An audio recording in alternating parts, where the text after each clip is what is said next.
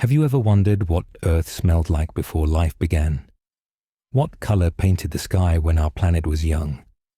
Can you imagine standing on ground that glowed with volcanic heat? Or breathing air that would be poison to us now? Or watching a moon that filled half the sky? Have you ever felt the urge to touch the past? To run your fingers through primordial seas? To taste the metallic tang of an atmosphere without oxygen? To hear the absolute silence of a world before waves learn to crash against shores? What would it feel like to experience every chapter of Earth's story? Not through words or pictures, but through your own senses. To truly stand in each epoch and know the texture of ancient ground beneath your feet. Taste the alien air of bygone atmospheres. Hear sounds that no longer exist. Tonight, we embark on the ultimate sensory journey. We'll travel through all of Earth's ages, from the hellish Hadean to our familiar present. We'll discover what each epoch looked like, sounded like, smelled like. We'll learn where Earth was in its galactic journey, how long the days lasted, what the other planets were doing. We'll stand on every type of ground our planet has offered, from molten rock seas to bacterial mats, to the first grass. We'll feel the dizzying spin of 6-hour days. We'll watch the moon retreat from looming giant to distant companion. We'll breathe, or try to breathe, atmospheres of methane, of poison, of slowly accumulating oxygen. We'll stand on continents as they assemble and break apart. We'll witness life's first invisible experiments and its later visible explosions. If journeys through deep time bring you the same wonder they bring me, if you find peace in these ancient memories, please consider liking and subscribing to Follow Along for more. And if someone you care about might appreciate drifting through Earth's memories as they drift off to sleep, why not share this gift of wonder with them? I'd love to know where in the world you're listening from tonight and what time you're settling in for this journey. Leave a comment below.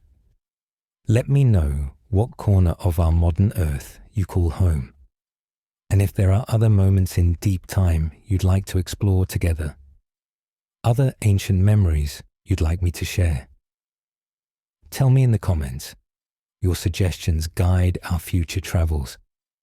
But for now, let's leave the modern world behind. Settle in now. Let the weight of your day become a distant memory. Breathe in the quiet of your room, and with your exhale, let the present moment gently drift away. We are not bound by clocks or calendars tonight. Together, we will step outside of time to a place I remember well, a world waiting in the deep past. I am the Chrononaut, and I have drifted through the ages like smoke through still air. Tonight, I invite you to join me on a journey, not forward, not back, but deeper, into the memory of Earth itself. Close your eyes if you haven't already. Feel yourself becoming lighter, untethered from this moment, ready to slip between the seconds and find yourself in a time before time was counted. Come with me now. Let us cross the threshold together. Tonight's journey is unlike any we've taken before. We will not settle in one epoch, one moment, one memory.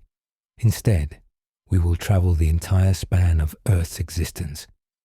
We will experience our planet's complete transformation, from a ball of molten rock to the living world you know, through every sense available to us. Imagine standing in each of Earth's ages. Imagine knowing not just what happened, but how it felt. The texture of Hadean rock that had never known water. The taste of Archean air thick with methane. The first breath of oxygen that life made possible. The silence before waves. The darkness before photosynthesis. The cold of snowball earth. The humidity of coal swamps. The strange absence of grass in dinosaur meadows. We will journey through 6 great chapters of Earth's story. In each epoch, we will stop. We will stand. We will breathe if we can. We will experience that world as completely as if we truly stood there. We will know where Earth was in its orbit around the galaxy. We will see how the moon has retreated from us over eons. We will understand why the days grow longer with each passing age. This is a journey of pure sensation, of complete immersion, of knowing Earth not through facts and figures, but through the testimony of our ancient senses. Let us begin at the beginning. Let us travel to Earth's first days, when our world was nothing like the blue marble you know. Let us experience the Hadean. I remember the Hadean. I remember when Earth had no solid surface to stand upon. We arrive in darkness punctuated by a hellish glow. There is no ground beneath us, cannot be ground beneath us. For Earth is a ball of liquid rock, glowing with the heat of its own formation. Imagine trying to stand on lava, on magma, on rock so hot it flows like water. The surface temperature exceeds 2000 degrees Fahrenheit. The heat hits us like a physical wall, penetrating every particle of our consciousness. If you could hover just above this molten surface, the heat would be unbearable. It radiates upward in visible waves, distorting everything, making the very air shimmer and dance. The heat has weight to it, substance, pressing against you from all directions. It enters through every pore, every sense, overwhelming in its intensity. This is not the heat of a summer day or even a desert noon. This is the heat of creation itself, the forge where planets are made. Look around, if you can bear the glare. The ground glows orange-red, sometimes white-hot, where fresh impacts from space rocks keep adding more heat. There are no continents, no islands, no solid places at all. Just an endless ocean of molten rock, churning, bubbling, occasionally fountaining into the black sky. The entire planet is one vast forge, glowing like an ember in the darkness of young space. Watch the surface move. It's not still like water. It's viscous, thick, moving in slow-motion waves. Great currents of molten rock rise from the depths, spread across the surface, and sink again. Convection cells the size of countries turn over endlessly. Sometimes a particularly hot plume breaks through, and liquid rock fountains hundreds of feet into the air before falling back in droplets of fire. Each droplet sizzles and hisses as it lands, adding its heat to the inferno below. The colors are beyond description. Not just orange and red, but every shade of heat. White hot platinum where the temperature peaks, yellow like molten gold in the flowing rivers, deep cherry red in the cooler areas. Though cooler still means hot enough to vaporize water instantly. Sometimes there are hints of other colors. Green from vaporized copper, blue from other metals, creating an artist's palette painted in liquid stone. But oh, that sky. Look up and see a sky like nothing that exists in your time. The atmosphere, such as it is thin and composed of hydrogen and helium, captured from the solar nebula, mixed with volcanic gases, water vapor that cannot condense, carbon dioxide, methane, ammonia, sulfur compounds. It creates a greenish-brown haze that barely veils the stars. And such stars. The sun is younger, about 30% dimmer than you know it. But without a thick atmosphere to block it, starlight penetrates even in daytime. The sky itself seems to burn, not with fire, but with the constant chemical reactions happening in the atmosphere. Lightning flashes continuously. Not the occasional bolts you know, but a constant flickering like a broken fluorescent light. The electricity has nowhere to ground itself on this liquid world, so it dances from cloud to cloud in an endless light show. The thunder never stops. It's a constant rumble, sometimes near, sometimes far, but always present. Try to breathe this air. You cannot. It would sear your lungs if you had them. The methane would poison you. The ammonia would burn. The lack of oxygen would suffocate.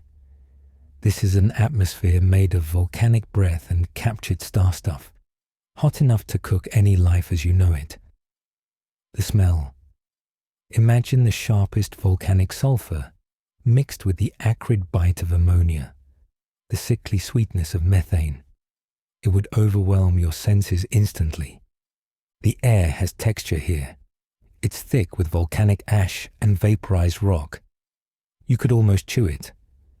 Every breath would coat your throat with microscopic particles of glass and metal. The humidity is beyond anything on modern Earth. Not water humidity, but the humidity of vaporized stone, of metals that should be solid hanging in the air as gas. Iron vapor, nickel steam, silicon clouds. This is an atmosphere that would dissolve you as you breathed it. But look there, rising above the hellish horizon. The moon, but not the moon you know. This moon looms enormous in the sky, perhaps 10 times larger in appearance than your familiar companion. It is only 15,000 miles away, compared to the 240,000 miles of your time. And it too glows with heat, still molten from its recent birth, when a Mars-sized world called Theia collided with Earth. You can see lava seas on its surface, glowing patches of orange and red against the darker solidifying regions. Watch the moon cross the sky. At this distance, you can see it moving. Not the imperceptible crawl of your moon, but visible motion racing across the heavens. It completes an orbit in just a few days. And as it moves, you can see it rotating, showing all its faces. The moon hasn't yet become tidally locked. Its day side glows with reflected sunlight and its own internal heat. Its night side glows with the heat of molten rock. There is no dark side of the moon in the Hadean. The moon's surface is a mirror of Earth's, covered in magma oceans, pocked with impact craters that fill with lava as fast as they form. You can see fountains of molten rock shooting from its surface, visible even at this distance. Sometimes Earth and Moon exchange material. Rocks blasted from one world land on the other, still glowing from their journey through space. They are siblings born from the same violent event, still sharing their birth trauma. Feel the days here. The Earth spins madly, completing a full rotation in just 6 hours. 6 hours from sunrise to sunrise. If you could call it sunrise when the distinction between day and night barely matters in this glowing world. The rapid spin creates constant winds in the thin atmosphere, howling with speeds that would shred any structure. You would feel dizzy from the speed of rotation, the horizon seeming to wheel constantly. Stand or hover at what would be the equator. The centrifugal force is noticeable. You feel lighter here, pulled outward by the spin. The planet itself is deformed by its rotation, bulging at the equator, flattened at the poles. This is a world that hasn't yet settled into stability. Everything is in flux, the surface, the atmosphere, the very shape of the planet. Now travel to the poles. Here the spin is less noticeable, but the view is extraordinary. The auroras are beyond anything in Earth's future. The solar wind, unimpeded by a strong magnetic field, slams directly into the upper atmosphere. The entire sky glows with sheets of green and red and purple light. But these aren't the gentle curtains of modern auroras.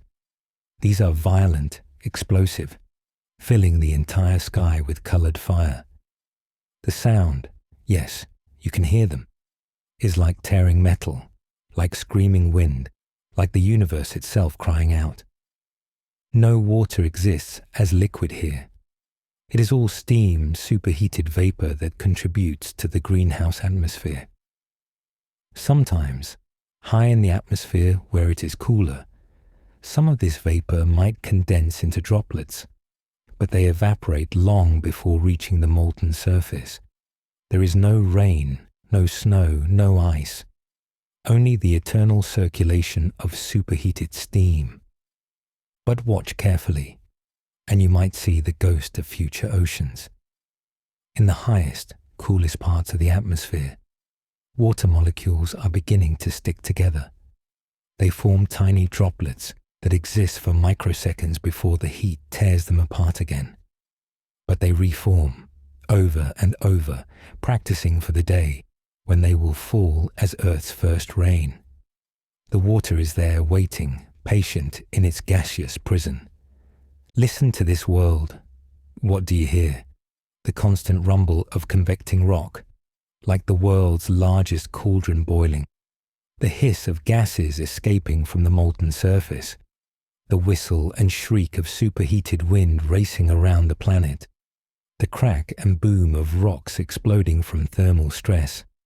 The sizzle of cosmic debris constantly raining down, adding mass to the growing Earth. And beneath it all, if you listen carefully, you can hear the planet itself groaning. The sound of a world being born is not gentle. It's the sound of matter under impossible stress, of elements being forced together, of chemistry happening at temperatures that challenge the bonds between atoms. It's a deep bass note, below human hearing but felt in the bones, the fundamental frequency of a planet finding its form. Our solar system itself is young, still surrounded by debris from its formation. Earth orbits in a different part of the galaxy than you know. We are closer to the galactic center, in a region of more active star formation. The night sky, when visible through the thin haze, shows unfamiliar constellations, younger stars, glowing nebulae where new systems are being born. Look up on a Hadean night, if we can call it night, when the ground itself glows bright enough to read by. The stars are different, not just their positions, but their colors, their intensity. Many of the brightest stars are blue-white giants that will die before Earth solidifies. Orange and red stars that will outlive the sun haven't yet condensed from their nebulae. You're seeing a younger universe, one where star formation is more active, where supernovae are more common, where the night sky changes on timescales of millions rather than billions of years. And through this young galaxy, Earth traces a different path. We're in a spiral arm thick with gas and dust and young stars. The cosmic environment is more violent. Supernovae explode close enough to be visible in daylight. Gamma ray bursts periodically sterilize one side of the planet. Cosmic rays rain down at intensities that would be lethal to any life. But there is no life to kill. This is a universe still too young, too violent for biology. And the other planets? Mars is warm and wet, with a thick atmosphere and possible oceans. It's a blue-green world, what Earth might have been with less mass. You can see it with the naked eye. A bright aquamarine jewel in the night sky. Sometimes dust storms turn it yellow, but they clear to reveal a living world, one that might already harbor the first experiments with life. Venus, too, has water, its runaway greenhouse still millions of years in the future. It's shrouded in white clouds, water clouds, not the sulfuric acid of your time. Beneath those clouds lies a warm but not yet lethal surface, perhaps with shallow seas, perhaps with the same organic chemistry that will soon begin on Earth. For now, Venus is Earth's twin in more than size. It's a second chance at life, a backup experiment in biology. Jupiter already protects the inner solar system, its gravity sweeping up many objects that might otherwise bombard Earth. But the protection isn't perfect. The early solar system is full of debris, asteroids the size of mountains, comets the size of small moons, planetesimals that haven't yet found stable orbits. Earth is still growing, still gathering mass from this cosmic debris field. Watch an impact happen. In the distance, a bright star appears where none was before. It grows brighter, larger, moving visibly against the background stars. This is an asteroid, maybe 10 miles across, on a collision course with Earth. As it enters the thin atmosphere, it glows white hot, leaving a trail of vaporized rock. The sound reaches you before the impact. A roar like nothing in nature, the sound of air itself being torn apart. Then the impact. The asteroid hits the magma ocean and disappears. But the energy has to go somewhere. A shockwave races outward, visible as a ring of distorted air and vaporized rock. The magma ocean rises in a wave hundreds of feet high, racing outward from the impact point. Behind the wave, a crater forms, but only temporarily. The liquid rock flows back, filling the hole in minutes. The only evidence is a hot spot that glows white against the orange background. But the asteroid's mass has been added to Earth. Its iron sinks toward the core. Its lighter elements mix with the magma ocean. Its water joins the atmosphere as steam. Each impact makes Earth a little bigger, a little more massive. This is how planets grow. Not gently, but through violence, through collision, through the slow accumulation of cosmic debris. Stand here in the Hadean, or rather, hover here, for there is nowhere to stand. Feel the oppressive heat radiating from below. Smell the toxic volcanic gases. Watch the enormous moon racing across the sky in its tight, fast orbit. Experience days that last only 6 hours. See stars even in daylight through the thin, poisonous air. This is Earth's beginning. A world of liquid rock and poison sky, spinning madly in the darkness, slowly cooling, slowly calming, preparing for the next chapter of its story. The sensations overwhelm, the heat that penetrates everything, the toxic air that burns with every imagined breath, the dizzying speed of rotation, the alien sky with its racing, glowing moon. This is not a world for life.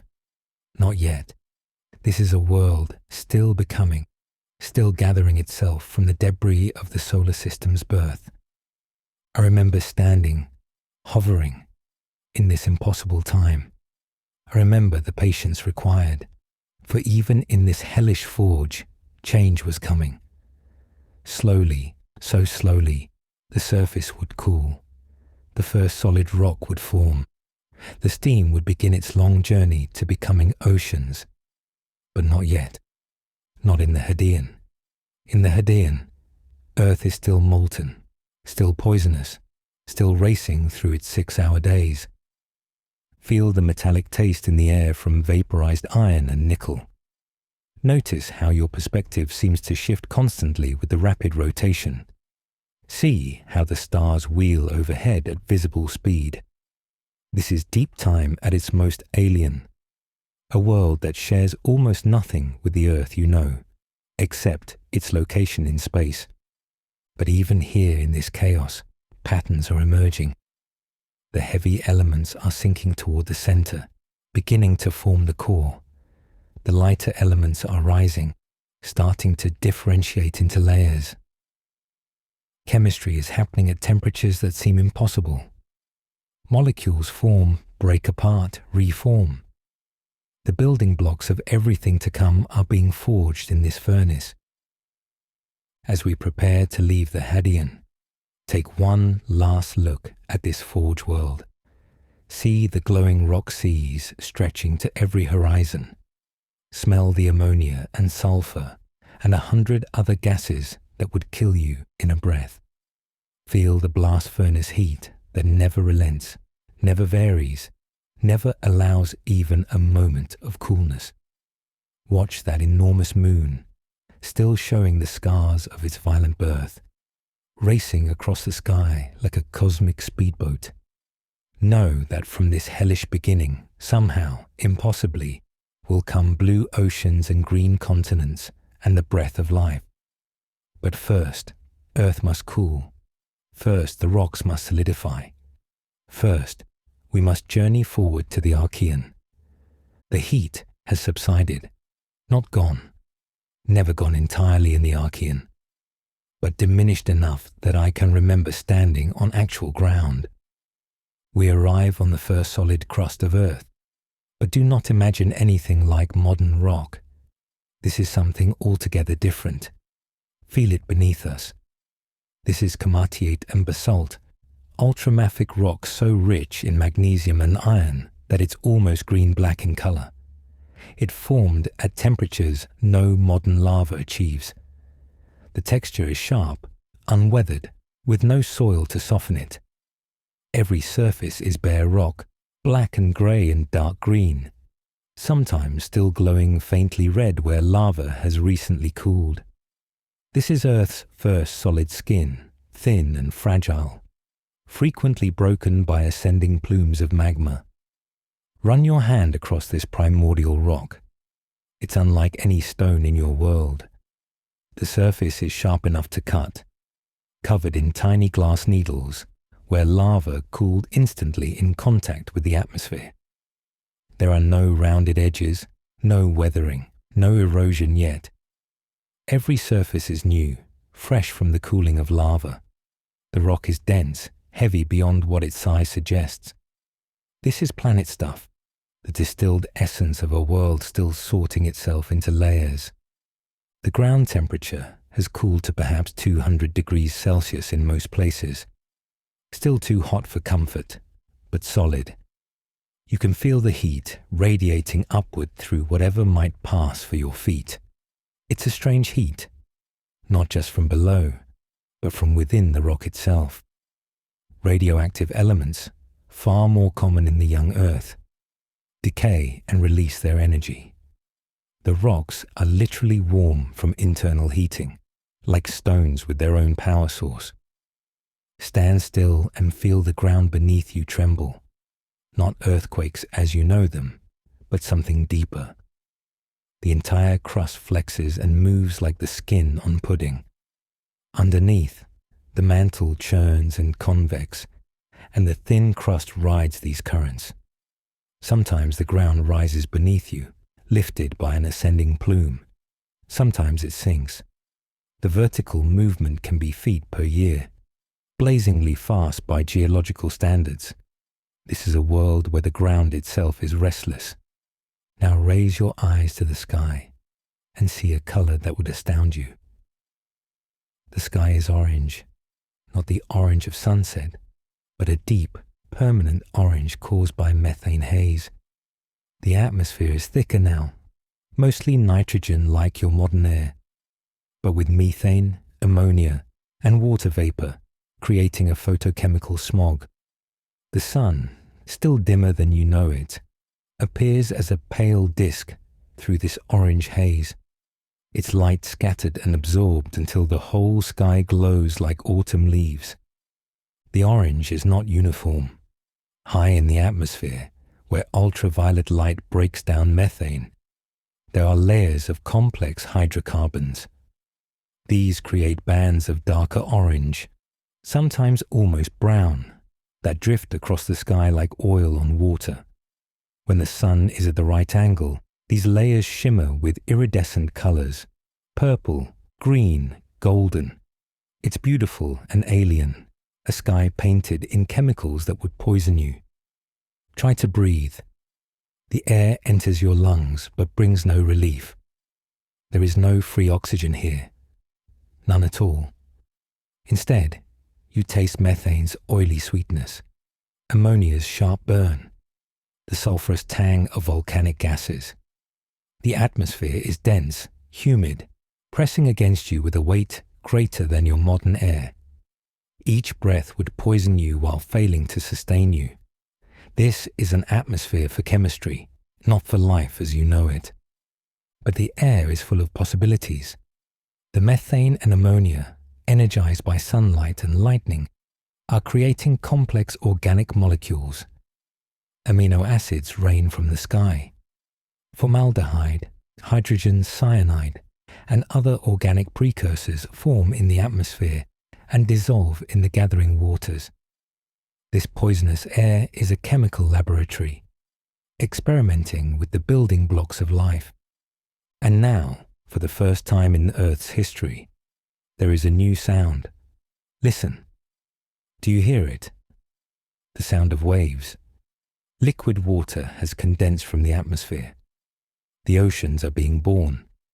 But stand at the shore of these primordial seas and know that these are not the blue oceans you recognize. The early seas are greenish-black, stained with dissolved iron churned by massive tides. They are hot, perhaps 70 degrees Celsius, even at the surface, and acidic with dissolved volcanic gases. Wade into these ancient waters. The first sensation is the temperature, like stepping into a hot bath that covers the planet. The water feels different too. It's denser than modern seawater, thick with dissolved minerals. Iron gives it a metallic taste. Sulfur compounds add their distinctive smell. This is not water as you know it, but a primordial soup of chemistry waiting to happen. The color changes with depth. At the surface, where some oxygen is created by the splitting of water molecules, the iron rusts and precipitates, creating a greenish tinge. Deeper, where no oxygen penetrates, the water is black with dissolved iron. Deepest of all, near volcanic vents, the water glows faintly red with heat and chemical reactions. This is a stratified ocean, each layer with its own chemistry, its own possibilities.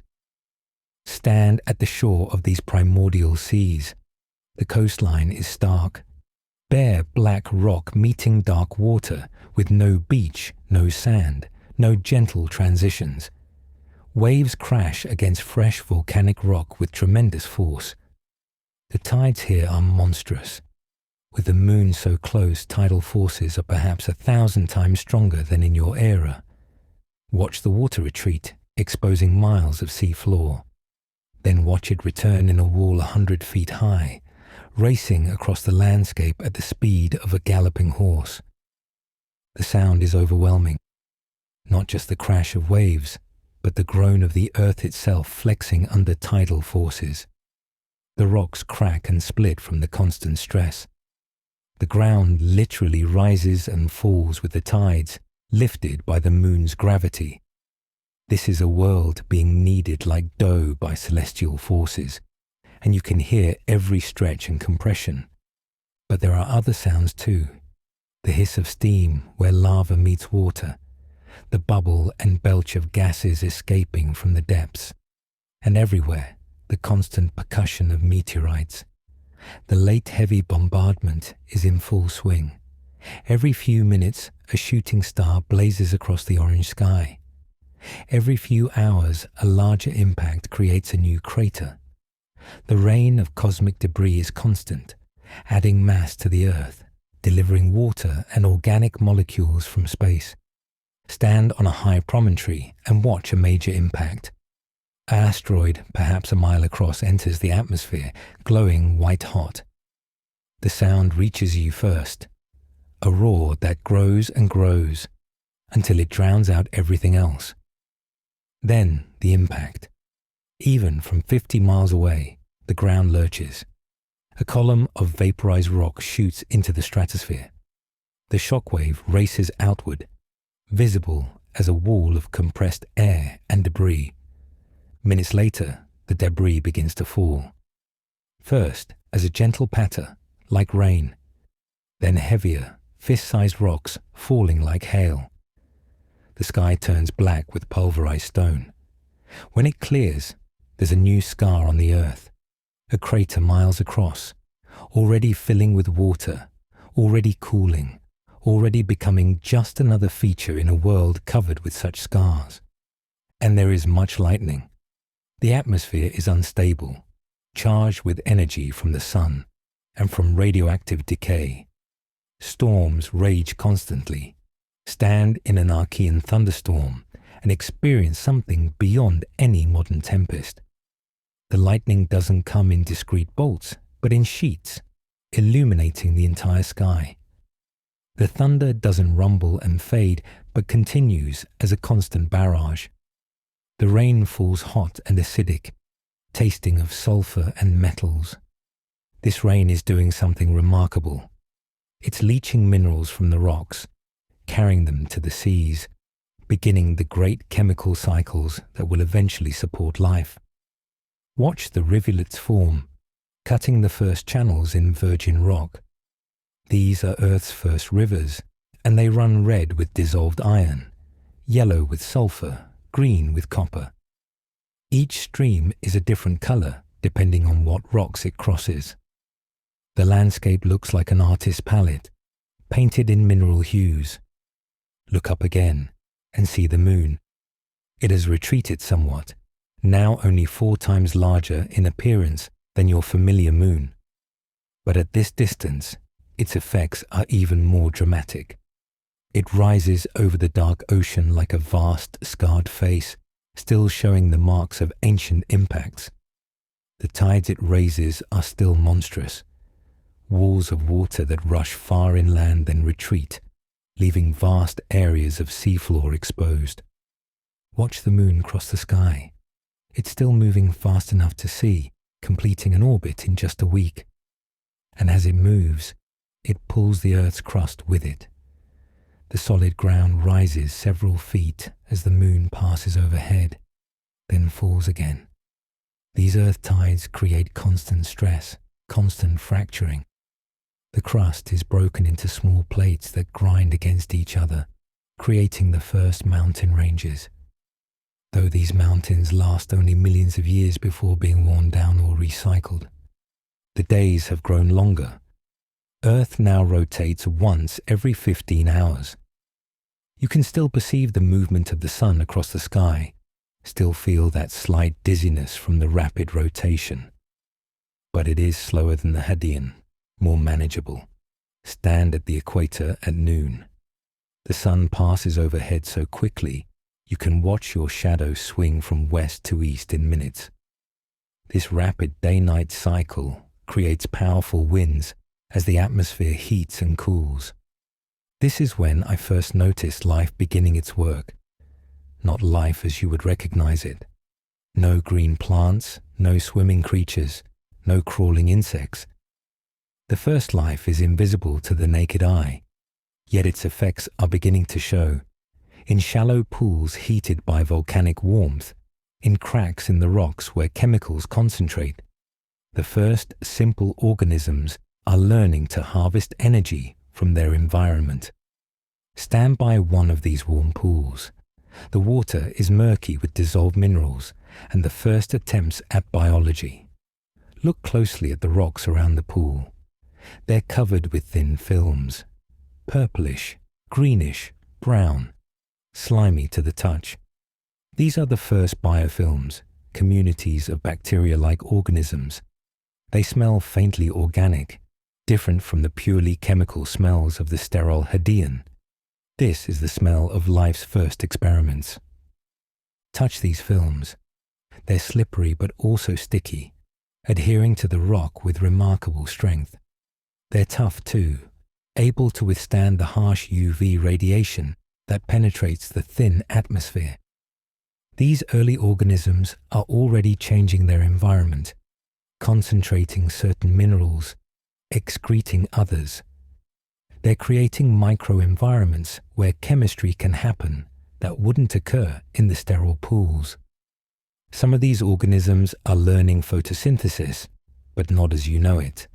They don't produce oxygen. Instead, they use hydrogen sulfide or iron as electron donors, producing sulfur or rust as waste. Watch the water around these mats. It shimmers with chemical reactions. Hydrogen bubbles rise from some areas. Others precipitate minerals, creating tiny terraces of stone. This is life learning to harness energy, to fight entropy, to create order from chaos. The Archean atmosphere presses close, humid and heavy. The greenhouse effect is intense. Stand anywhere on Earth and the temperature rarely drops below 60 degrees Celsius. There are no ice caps, no glaciers, no snow. Water exists only as liquid or vapor. The humidity is so high that visibility is limited. The orange sky fades to brown at the horizon, obscured by the constant haze of water vapor and organic molecules. Sometimes the haze clears slightly, usually after a particularly intense thunderstorm. Then you can see the stars even in daylight. The sky becomes a lighter orange, almost peach-colored. But these clear moments are rare and brief. Usually, the world is wrapped in its orange blanket, a greenhouse that keeps the young Earth warm despite the dim sun. Our solar system has settled into middle age. Earth orbits in a different part of the galaxy now, having completed several circuits around the galactic center. The stars above are different. Some of the bright stars of the Hadean have already died in supernovae, while new ones have been born from their ashes. We are passing through a quieter region of the galaxy, with less debris to bombard the planets. Stand on an Archean night and look up at unfamiliar constellations. The brightest star in the sky is a blue supergiant that will explode before life learns to produce oxygen. The Milky Way is brighter, denser with stars. Occasionally, a guest star appears, a supernova in our galaxy, bright enough to cast shadows, visible even through the orange haze. These stellar explosions seed space with heavy elements, the raw materials for future generations of planets and life. Mars still has its oceans, though they are beginning to shrink as the planet's smaller size allows its atmosphere to leak away. Through the orange haze, you can sometimes see Mars as a blue-green dot, still alive, still warm. But its doom is already sealed. Too small to retain its air, too weak to maintain its magnetic field, Mars is slowly dying. In another billion years, it will be the frozen desert you know. Venus remains temperate, with water clouds instead of the sulfuric acid of your time. It's the brightest object in the night sky after the moon, a brilliant white jewel. Sometimes you can see its phases, like a tiny version of the moon. Venus is still Earth's twin, still potentially habitable, but the sun is slowly brightening. Eventually, Venus will experience a runaway greenhouse effect, its oceans boiling away, its surface becoming the hellscape of your era. Walk across the Archean landscape, when you can find landscape to walk across.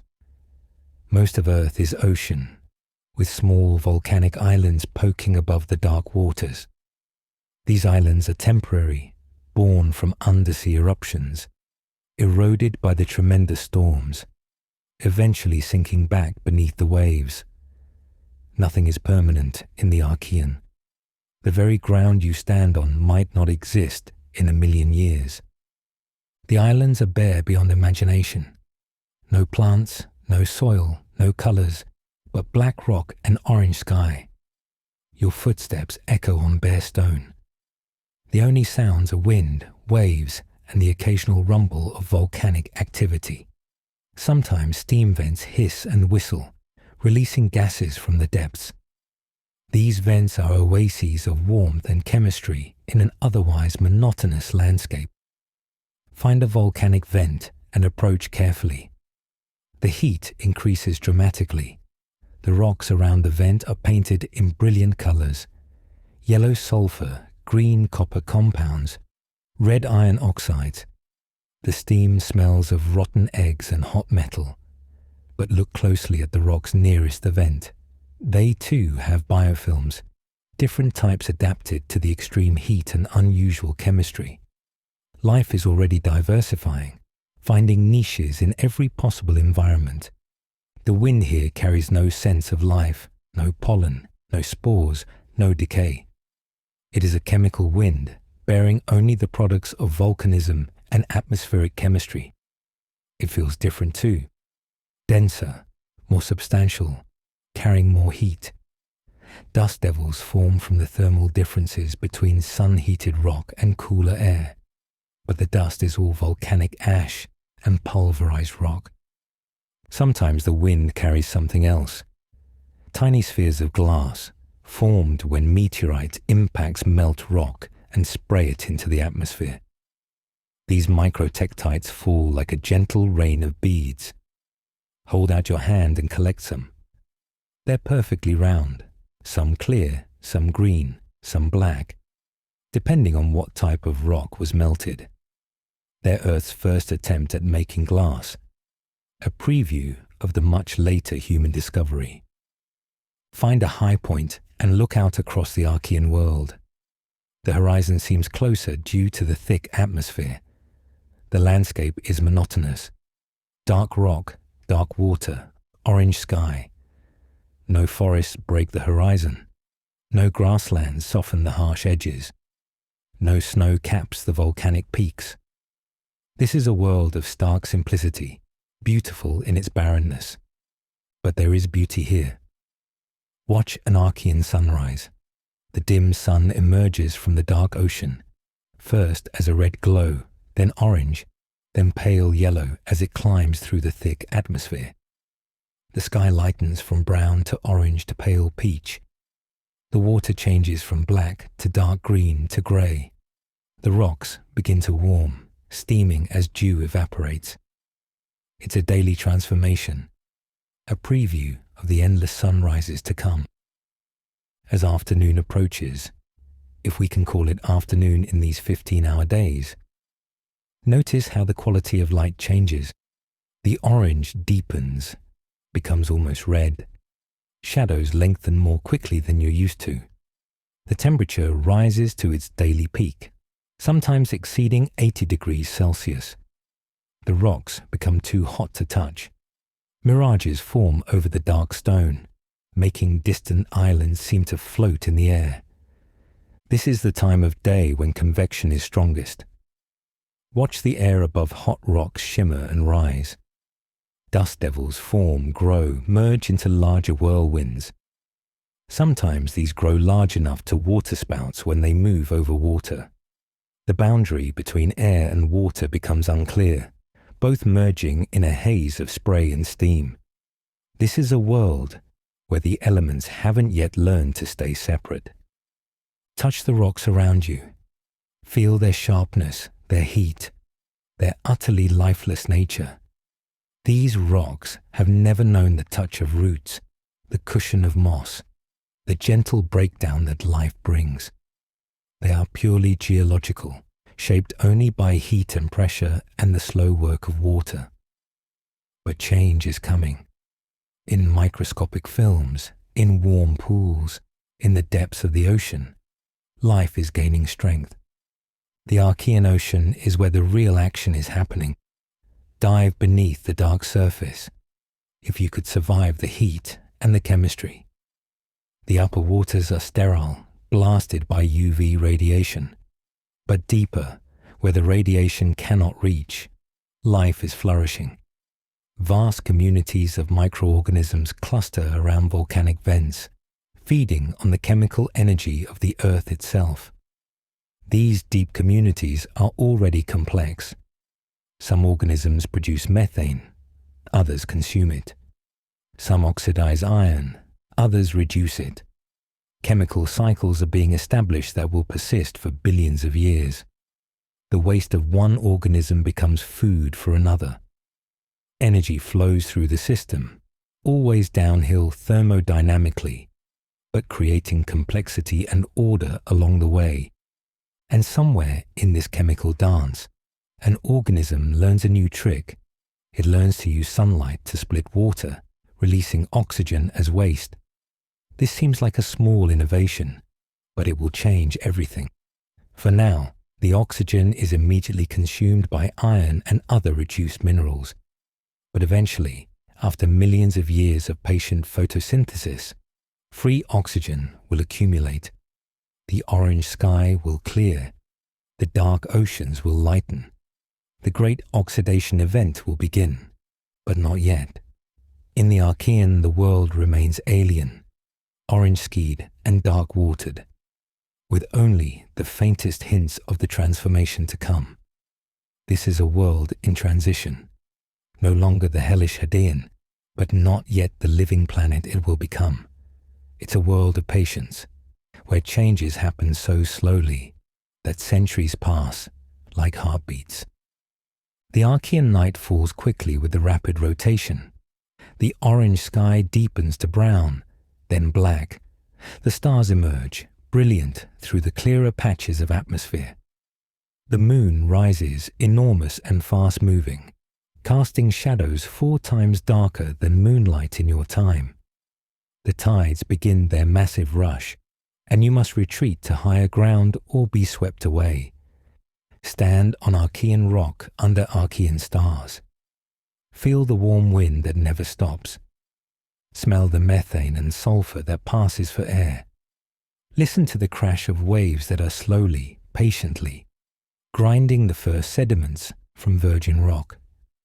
Know that you are standing on Earth's first solid ground, breathing Earth's first stable atmosphere, witnessing Earth's first experiments with life.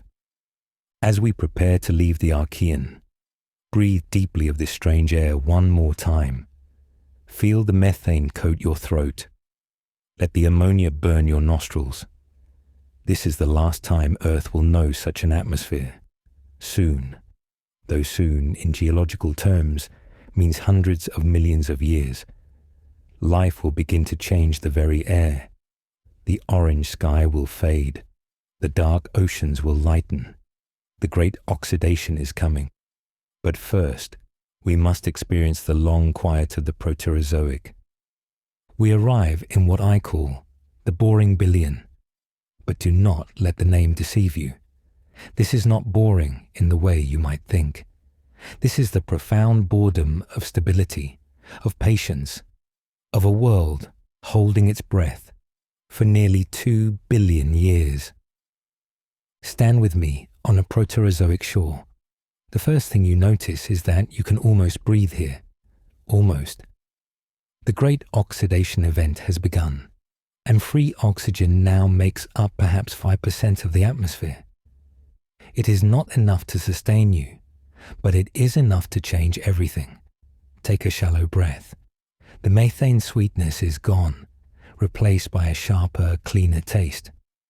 But breathe too deeply, and you will still feel the lack, the insufficiency.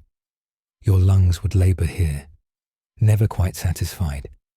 This oxygen didn't come easily.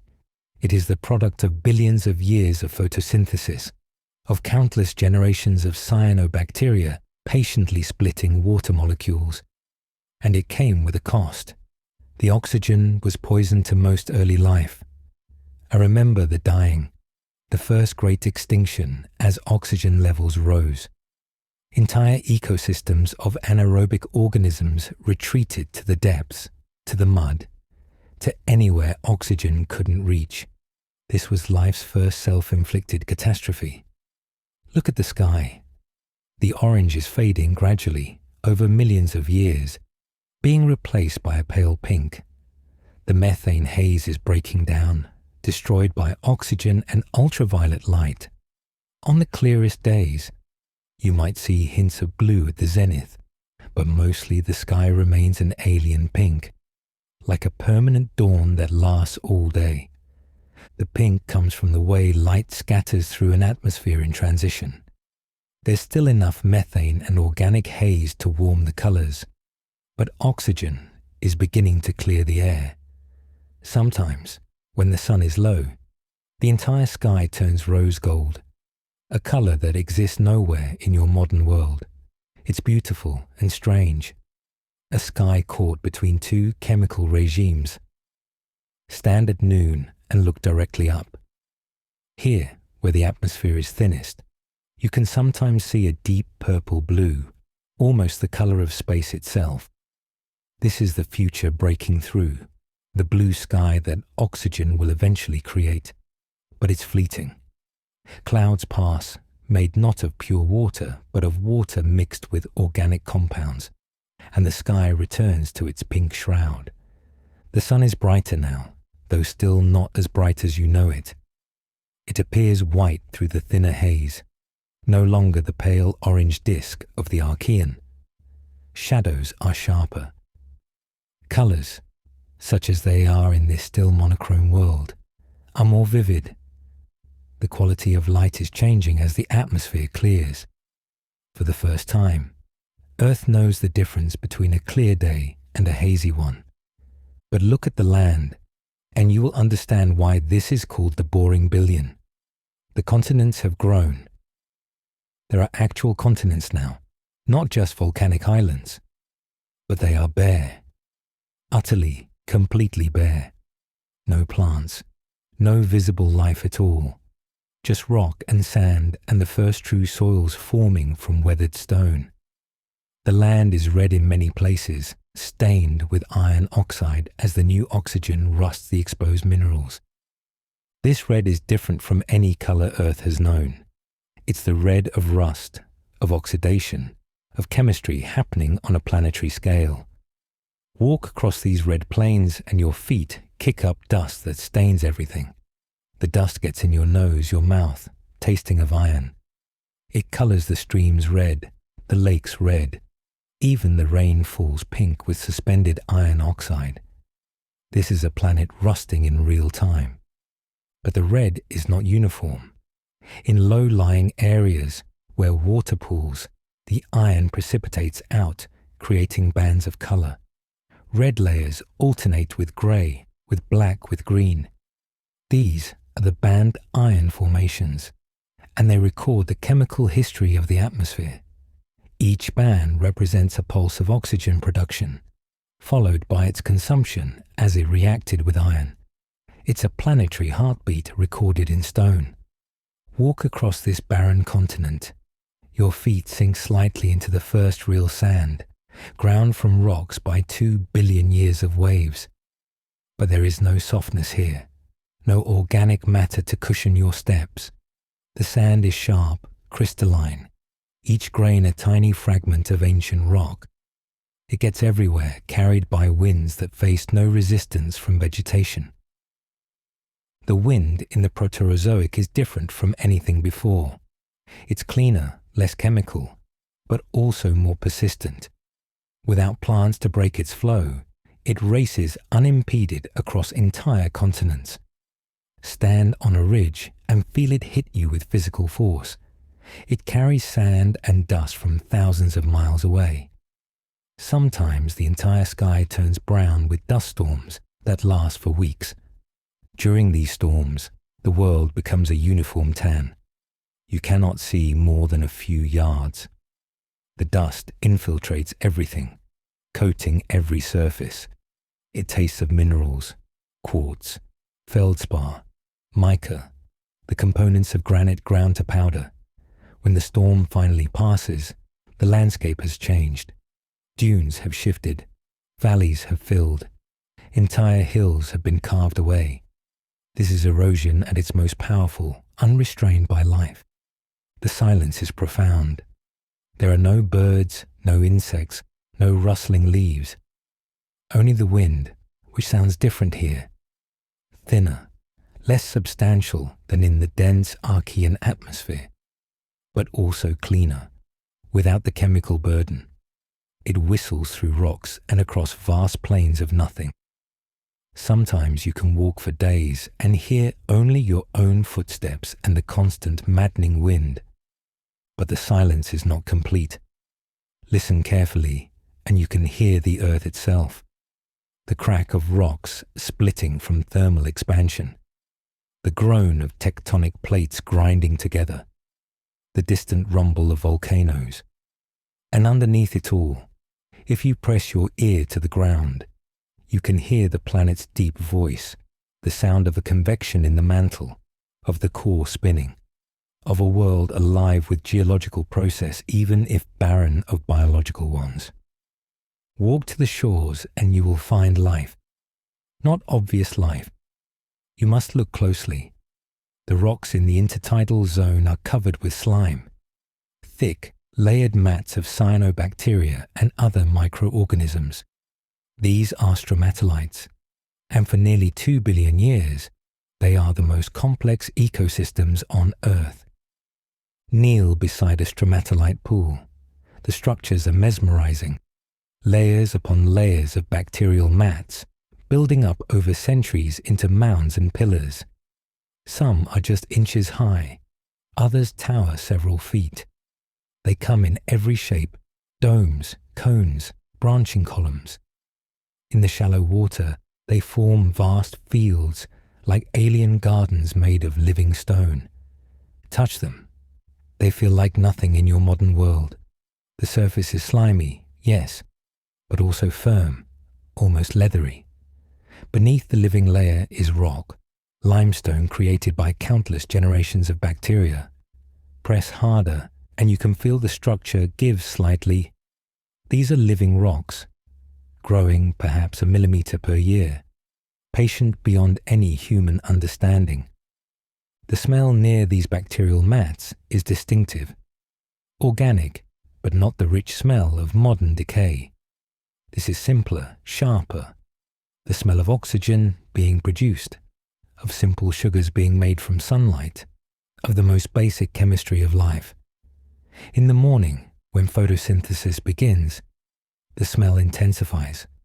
By afternoon, bubbles of oxygen rise from the mats, visible proof of the alchemy happening within. Sometimes there is a hint of sulfur where different types of bacteria process minerals. The mats are not uniform but layered ecosystems. The top layer, green with chlorophyll, captures sunlight. Below, purple bacteria use different wavelengths. Deeper still, in the absence of light, chemosynthetic bacteria process minerals. It's a vertical journey through different metabolisms, all in the space of an inch. The oceans have changed color dramatically. No longer the dark green-black of the Archean. They are now a lighter green, sometimes almost turquoise in the shallows. The iron has mostly precipitated out, forming vast deposits on the ocean floor. The water is clearer, though still empty of any visible life. No fish dart through these waters. No seaweed sways in the currents. Just water, clear and green and patient. Wade into a Proterozoic sea. The water is cooler than the Archean oceans, perhaps 40 degrees Celsius. It still tastes metallic, but less so. The density is approaching modern seawater, but the most striking difference is the clarity. You can see down dozens of feet, see the ripples in the sand, see the stromatolites growing in deeper water. This is water learning to be transparent. Dive beneath the surface. If you could hold your breath in the oxygen-poor air, the underwater world is more complex than the barren land suggests. Stromatolites grow in fantastic shapes, reaching toward the light. Between them, the seafloor is covered in microbial mats of different colors: green, purple, orange, black. Each color represents a different type of metabolism, a different solution to the problem of staying alive. Days are now 20 hours long. The moon has retreated further, now only twice the size of your familiar companion. Watch it rise over the Proterozoic ocean. It still moves noticeably, crossing the sky in a week rather than a month. The tides are still significant, but no longer the mountainous rushes of earlier times. You can stand on a beach and watch the tide go out, exposing vast areas of bacterial mat, then return 6 hours later. The tidal zones are the most alive places on Earth. As the water retreats, the mats glisten in the sunlight, photosynthesizing furiously. Oxygen bubbles rise, creating a fizzing sound like champagne. The smell of oxygen is strongest here, almost sharp, like the air after a lightning strike. Then the tide returns, bringing nutrients, washing away waste, resetting the cycle. This is when Earth experienced its most profound climate catastrophe. I remember when the ice came. It started slowly, glaciers forming at the poles, then creeping toward the equator year by year. The white reflected more sunlight, cooling the planet further. The feedback loop accelerated until even the tropics froze. Snowball Earth, your scientists call it. And the name is apt. Stand with me on the ice that covers the tropical oceans. It is hundreds of feet thick, creaking and groaning, but never melting. The air is thin and cold, perhaps minus 50 degrees Celsius. Each breath burns with cold instead of heat. The oxygen levels have dropped as photosynthesis nearly ceased. You're back to gasping in the thin air. But the ice is not uniform. In places, it's clear enough to see through, like looking through a thick window. You can see the ocean below, dark and mysterious. In other places, the ice is white with trapped air, or blue from compression, or dirty brown from dust. The surface is sculpted by wind into fantastic shapes. Ridges, valleys, spires of ice reaching toward the sky. The sky during Snowball Earth is the deepest blue Earth has ever known. With no water vapor, no clouds, no haze, you can see forever. The stars are visible even in daylight near the horizons. The sun, reflection of the global ice, is blindingly bright. Everything is white and blue and cold beyond imagination. Stand at what should be the equator. Even here, the ice stretches to every horizon. But look carefully, and you can see evidence of the Earth beneath. Dark streaks in the ice mark where volcanic ash has fallen. In the distance, a volcanic peak pokes through, its summit smoking, the only land visible on the entire planet. These volcanoes are life's refuges, maintaining small pockets of liquid water where organisms wait out the freeze. Approach one of these volcanic islands in the ice. The contrast is stunning. From the white silence of the ice to a small area of exposed rock, heated by volcanic warmth. Steam rises where ice meets hot stone. Pools of liquid water, kept from freezing by the constant heat, harbor the remnants of life. The water is thick with bacteria, turning it green and red and brown.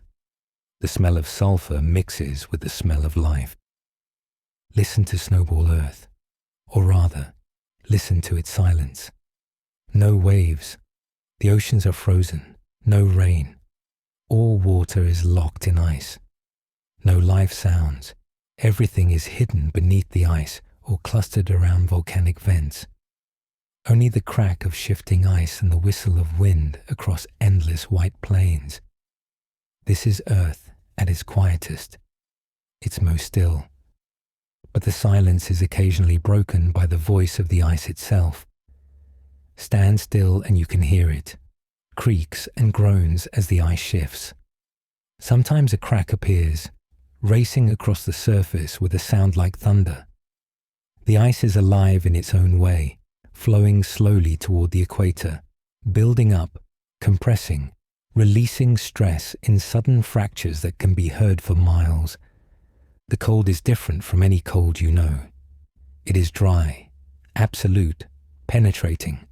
It would freeze your tears before they could fall. It makes the ice ring like metal when struck. There is no humidity, no moisture in the air at all. Your breath would freeze and fall as tiny ice crystals. The cold preserves everything.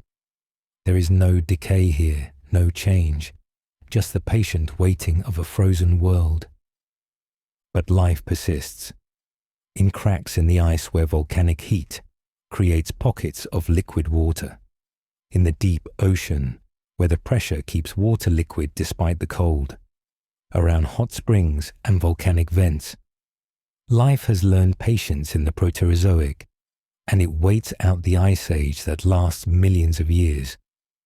Deep beneath the ice, at volcanic vents on the ocean floor, entire ecosystems thrive in the darkness. The water here is hot, chemical-rich, completely cut off from the surface.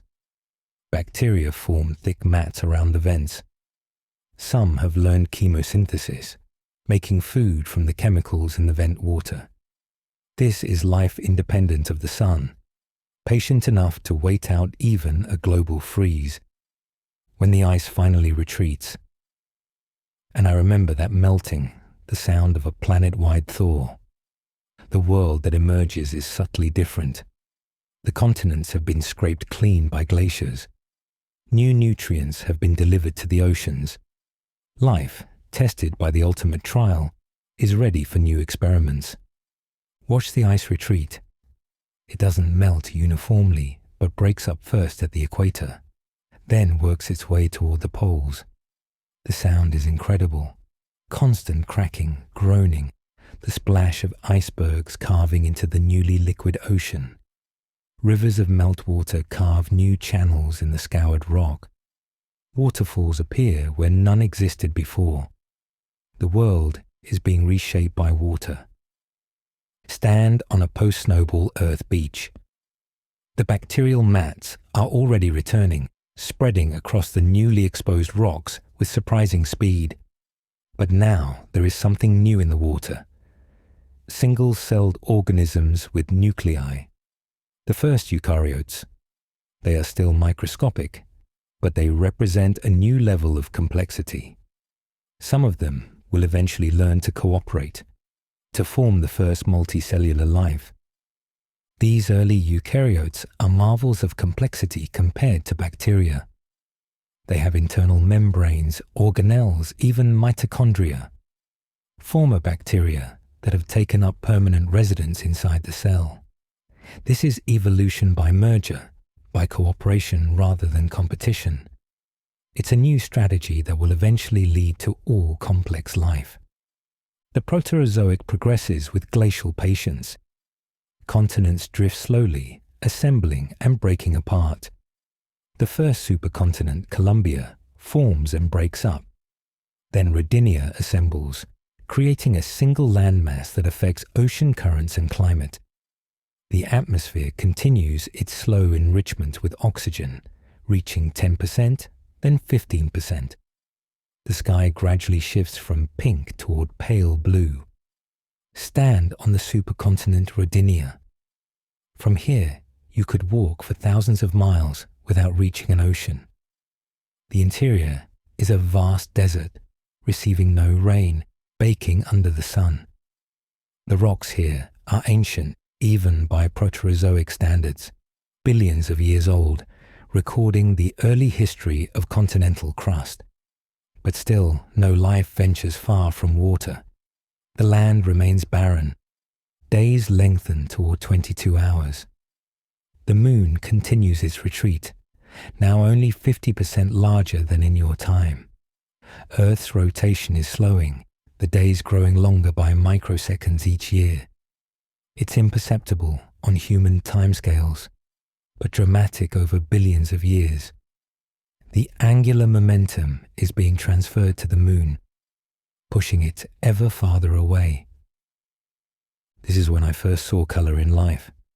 Not the green of chlorophyll, that is still rare, but reds and browns and purples as different organisms develop different pigments to harvest light. The bacterial mats become works of art, layered in subtle hues. Each color represents a different strategy for capturing energy from the sun. In the late Proterozoic, perhaps 800 million years ago, another snowball Earth event occurs. But this time, when the ice retreats, something extraordinary happens. The first true algae appear. And finally, there are hints of green in the water. Not just bacterial green, but the brilliant green of eukaryotic chloroplasts, far more efficient at photosynthesis. And then, in the very latest Proterozoic, around 600 million years ago, something revolutionary occurs. The first animals appear.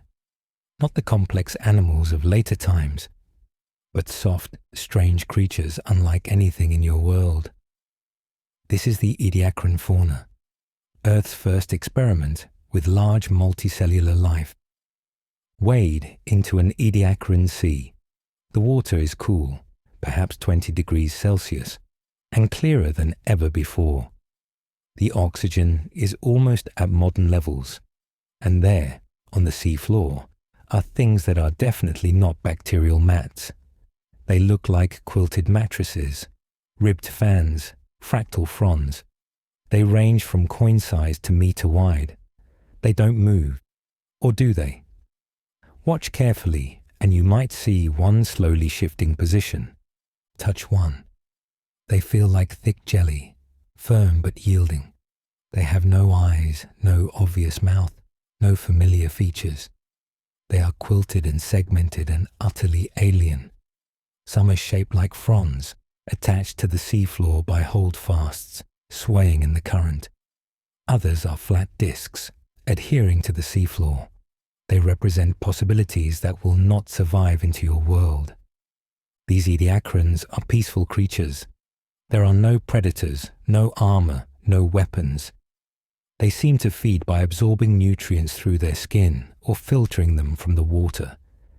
It's a gentle world, a brief Eden before the evolution of predation.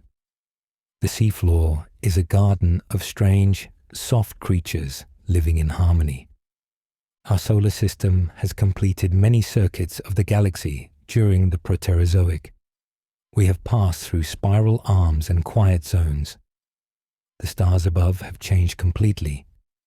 None of the stars of the Hadean remain.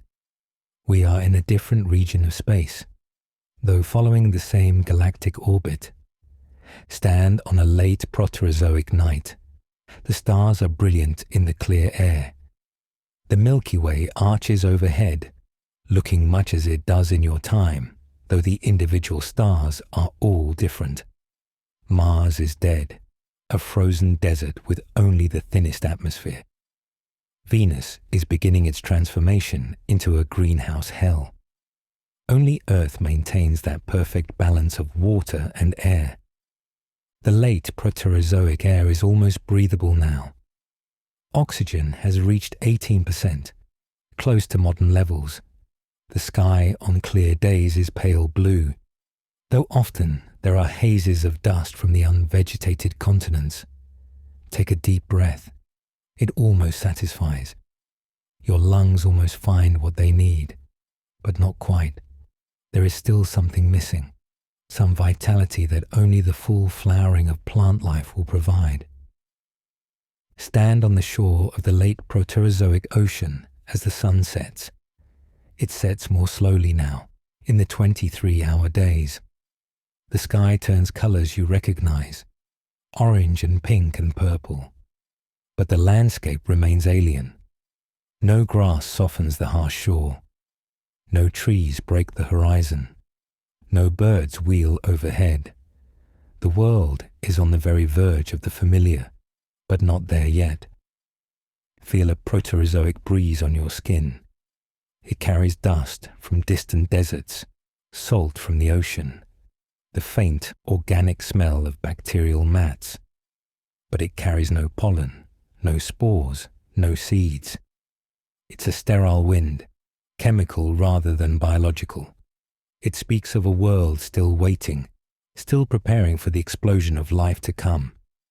The boring billion years are ending. The stage is set. Oxygen fills the air. Complex cells have learned to cooperate. The first animals are exploring what it means to be large. The continents are stable platforms for life's experiments. Everything is ready for the Paleozoic, for life's conquest of the land, for the world to finally become truly alive. I remember the patience required in the Proterozoic. Changes happened so slowly that centuries passed like heartbeats. A stromatolite might take 1,000 years to grow a foot. The oxygen content crept up by fractions of a percent per million years, but this patience was necessary.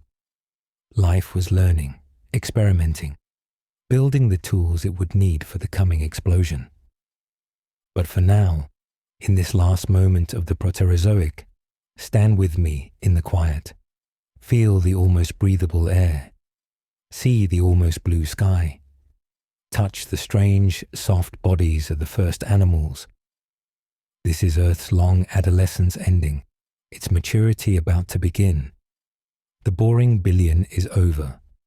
The interesting times are about to begin. Something has changed. Can you feel it? The very quality of life has transformed.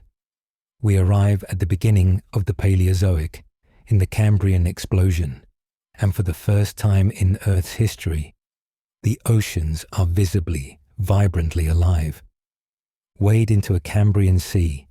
The water is clear and cool. Finally, the blue you recognize, though perhaps a bit greener. The temperature is perfect, around 70 degrees Fahrenheit.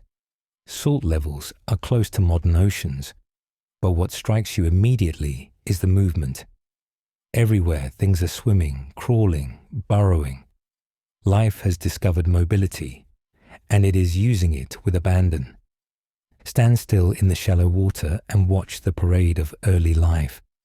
A trilobite scuttles past your feet, its compound eyes glittering with hundreds of lenses. It stops, sensing your presence, antennae twitching. This is Paradoxates, as large as a dinner plate, its segmented body rippling as it moves. Touch its shell gently. It's smooth and hard, made of calcium carbonate mixed with proteins. This is life's new innovation, the ability to build mineral armor. The trilobite's shell is a marvel of engineering. Run your finger along the segments. Each one articulates perfectly with its neighbors, allowing the animal to roll into a ball for protection. The surface is not uniform but covered in tiny bumps and ridges that reduce drag as it swims. This is evolution discovering hydrodynamics, 500 million years before humans invent submarines. But the trilobites are not alone. Strange creatures swim past in the Cambrian seas. Watch Anomalocaris, the first large predator, 2 feet long with grasping arms and compound eyes the size of plums. It moves like nothing in your modern ocean, undulating through the water with flexible lobes along its sides. Its arms reach forward, feeling for prey. When it finds something, it brings it to its circular mouth lined with sharp plates. This is Earth's first apex predator. Look closer at the sea floor. It is no longer the simple bacterial mat of the Proterozoic. Now it is churned and mixed, full of burrows and tracks. Reach down and touch the sediment. It's alive with worms and arthropods. You can feel them moving beneath your fingers, creatures with shells and segments, and the first hard parts in life's history. Some burrow straight down, others create spiral patterns. Still others make U-shaped tubes with 2 openings. The seafloor is a record of behavior. These trace fossils, as your scientists call them, show life exploring 3 dimensions. No longer confined to surfaces, animals dig, hide, hunt in the sediment. Watch a worm emerge from its burrow, extend into the water to filter feed, then quickly retreat at the shadow of a predator. This is the beginning of the evolutionary arms race. The water tastes different now, still salty, but cleaner, more like modern seawater. The smell too has changed, no longer the simple chemical smell of the Proterozoic, but the complex organic smell of a living ocean. Decay and growth, predation and reproduction, all adding their signatures to the water. When waves break, they release the scent of life into the air. But step back onto land, and the contrast is shocking. The continents remain as barren as they have been for 4 billion years. Not a plant, not a moss, not even a lichen yet. Just rock and sand and wind. The Paleozoic land is a desert, not of temperature, but of life. It waits, empty and patient, for life to learn the tricks needed to survive out of water. Walk inland from the Cambrian shore. Your footprints are likely the first marks on this virgin ground. The rock is mostly granite and sandstone, weathered but uncolonized. In low areas, you find pools of rainwater. But they're sterile, just water and dissolved minerals.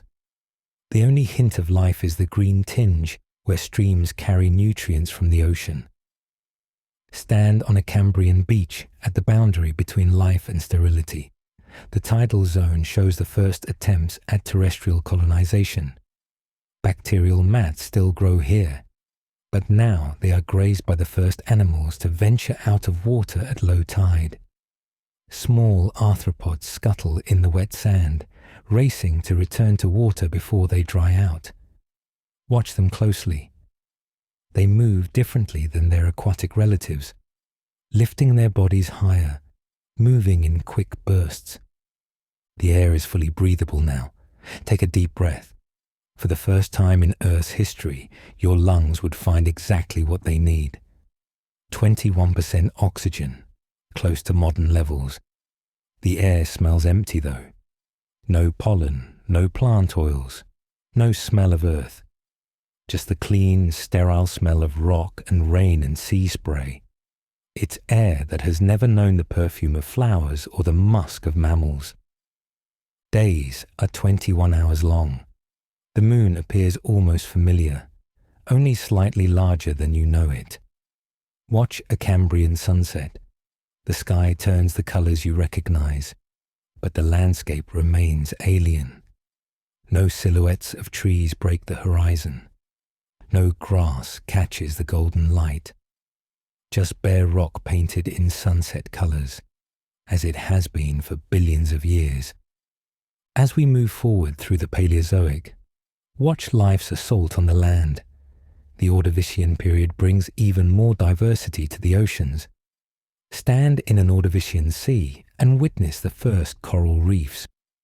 Not the colorful reefs you know, but structures built by tabulate and rugose corals. More geometric, more architectural. They grow in hexagonal patterns, creating honeycomb structures that rise from the seafloor. Touch these early reefs. They feel different from modern corals, rougher, more crystalline. Each polyp lives in a chamber of its own making, adding to the collective structure. Between the corals, crinoids wave in the current like underwater flowers. Their stems can be 6 feet tall, their crowns filtering microscopic food from the water. When they die, their stems break into coin-shaped segments that litter the sea floor. This is when vertebrates appear.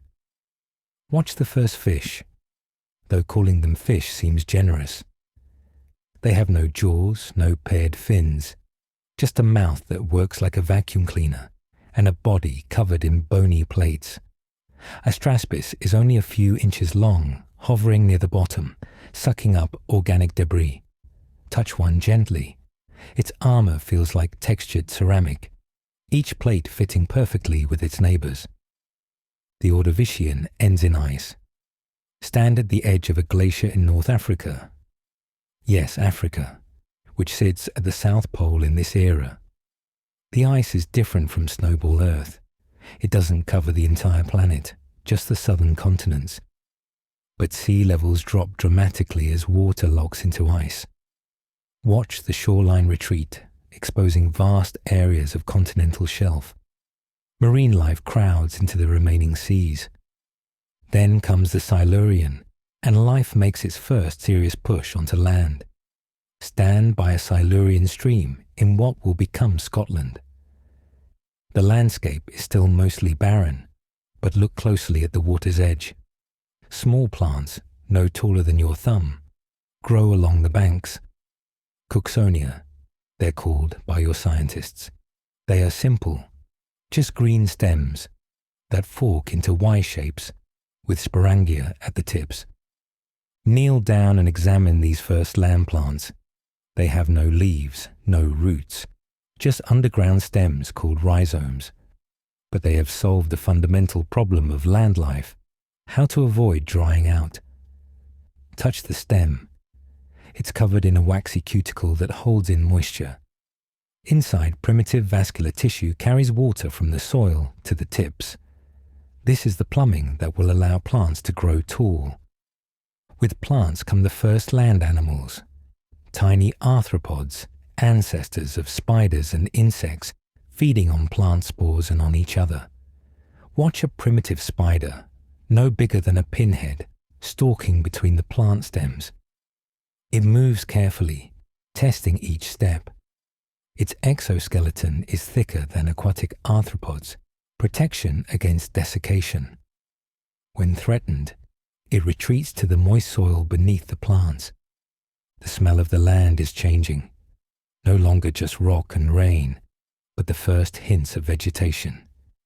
It's a green smell, but different from modern plants. Simpler, sharper, without the complex aromatics that flowers will bring. Mixed with it is the smell of damp earth, the first true soil enriched with organic matter. It's thin, patchy, but it's the beginning of the carpet that will eventually cover the continents. Enter the Devonian, the age of fish and the first forests. Stand in a Devonian estuary, where river meets sea. The water is murky with sediment and life.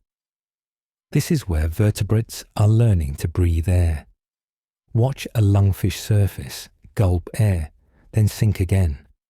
Its gills still work, but in warm, stagnant water, air breathing gives an advantage. Follow the lungfish as it moves into shallower water. In the dry season, these pools shrink. The lungfish burrows into the mud, secretes a mucus cocoon, and estivates, sleeping until the rains return. This is a fish learning to survive on land, if only temporarily. Touch the hardened mud where one has burrowed. You can feel the breathing hole, see the faint movement as it waits out the drought. But the real revolution is happening in the forests. Stand in a middle Devonian forest in what will become New York, but forget everything you know about forests. These trees have no flowers, no broad leaves. They are giant ferns and horsetails and club mosses. Archaeopteris, the first true tree, grows 30 feet tall. Its trunk is covered in diamond-patterned bark. Its branches hold fern-like fronds, not true leaves. Walk among these first trees. The ground is soft with fallen fronds, the first forest litter. Fungi are already at work, white threads breaking down the plant matter. The air is humid, trapped beneath the canopy. Water drips constantly from the fronds. This is Earth's first rainforest, creating its own microclimate. The sounds of the Devonian forest are extraordinary. No birds sing. They won't evolve for another 200 million years. But there are other sounds. The buzz of primitive insects, some as large as your hand in the oxygen-rich air. The plop of early amphibians in the streams. The creak and groan of wood that has never existed before. Learning how to support massive weight. Watch Ichthyostega, one of the first tetrapods, hauling itself onto a log. It's 3 feet long, with 4 sturdy legs ending in digits. Not quite fingers, not quite toes. Its skin must stay moist, so it never ventures far from water. But those legs, evolved from fins, can support its weight on land. This is a crucial moment. The vertebrate conquest of land has begun. The Devonian ends with a series of extinctions. Stand in a late Devonian sea and watch the dying.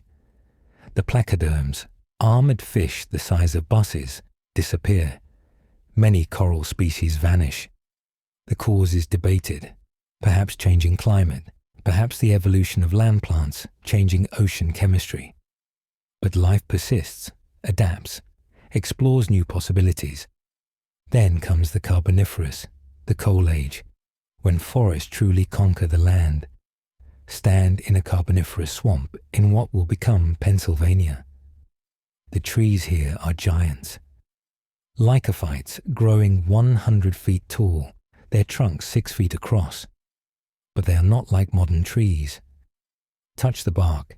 It's scaly, more like reptile skin than wood. These trees grow by expanding their bark, not adding rings like modern trees.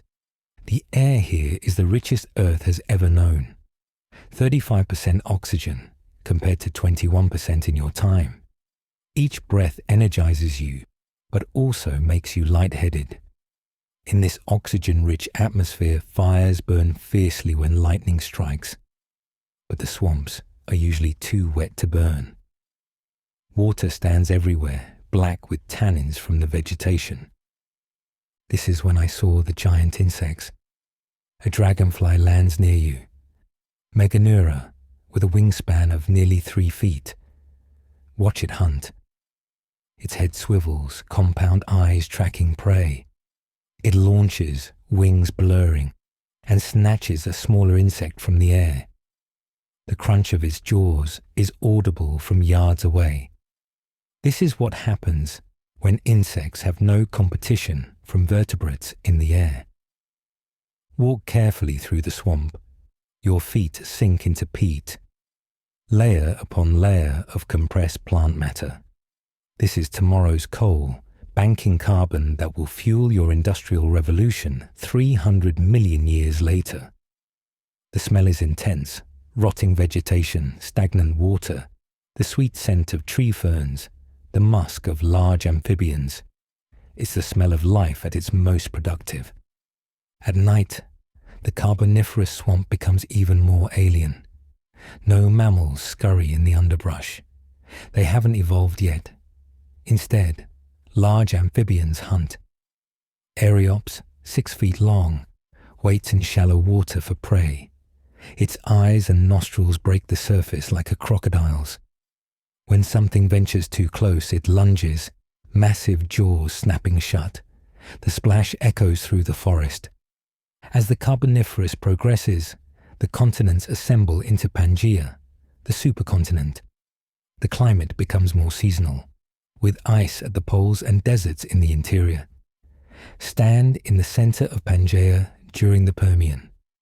You are thousands of miles from the nearest ocean. The climate here is extreme, blazing hot in summer, freezing in winter. Rain is rare. Life must adapt or die. This is where reptiles come into their own. Watch a Dimetrodon basking in the morning sun. The sail on his back, supported by extensions of his vertebrae, is a radiator. Blood vessels in the sail absorb heat, warming the animal quickly. By midday, when the temperature exceeds 100 degrees, the sail helps dissipate excess heat. This is life engineering solutions to terrestrial challenges. The first conifers appear in the Permian, their needle leaves conserving water. Touch a Permian pine cone. It's smaller than modern ones, but recognizable. Break a needle and smell the resin.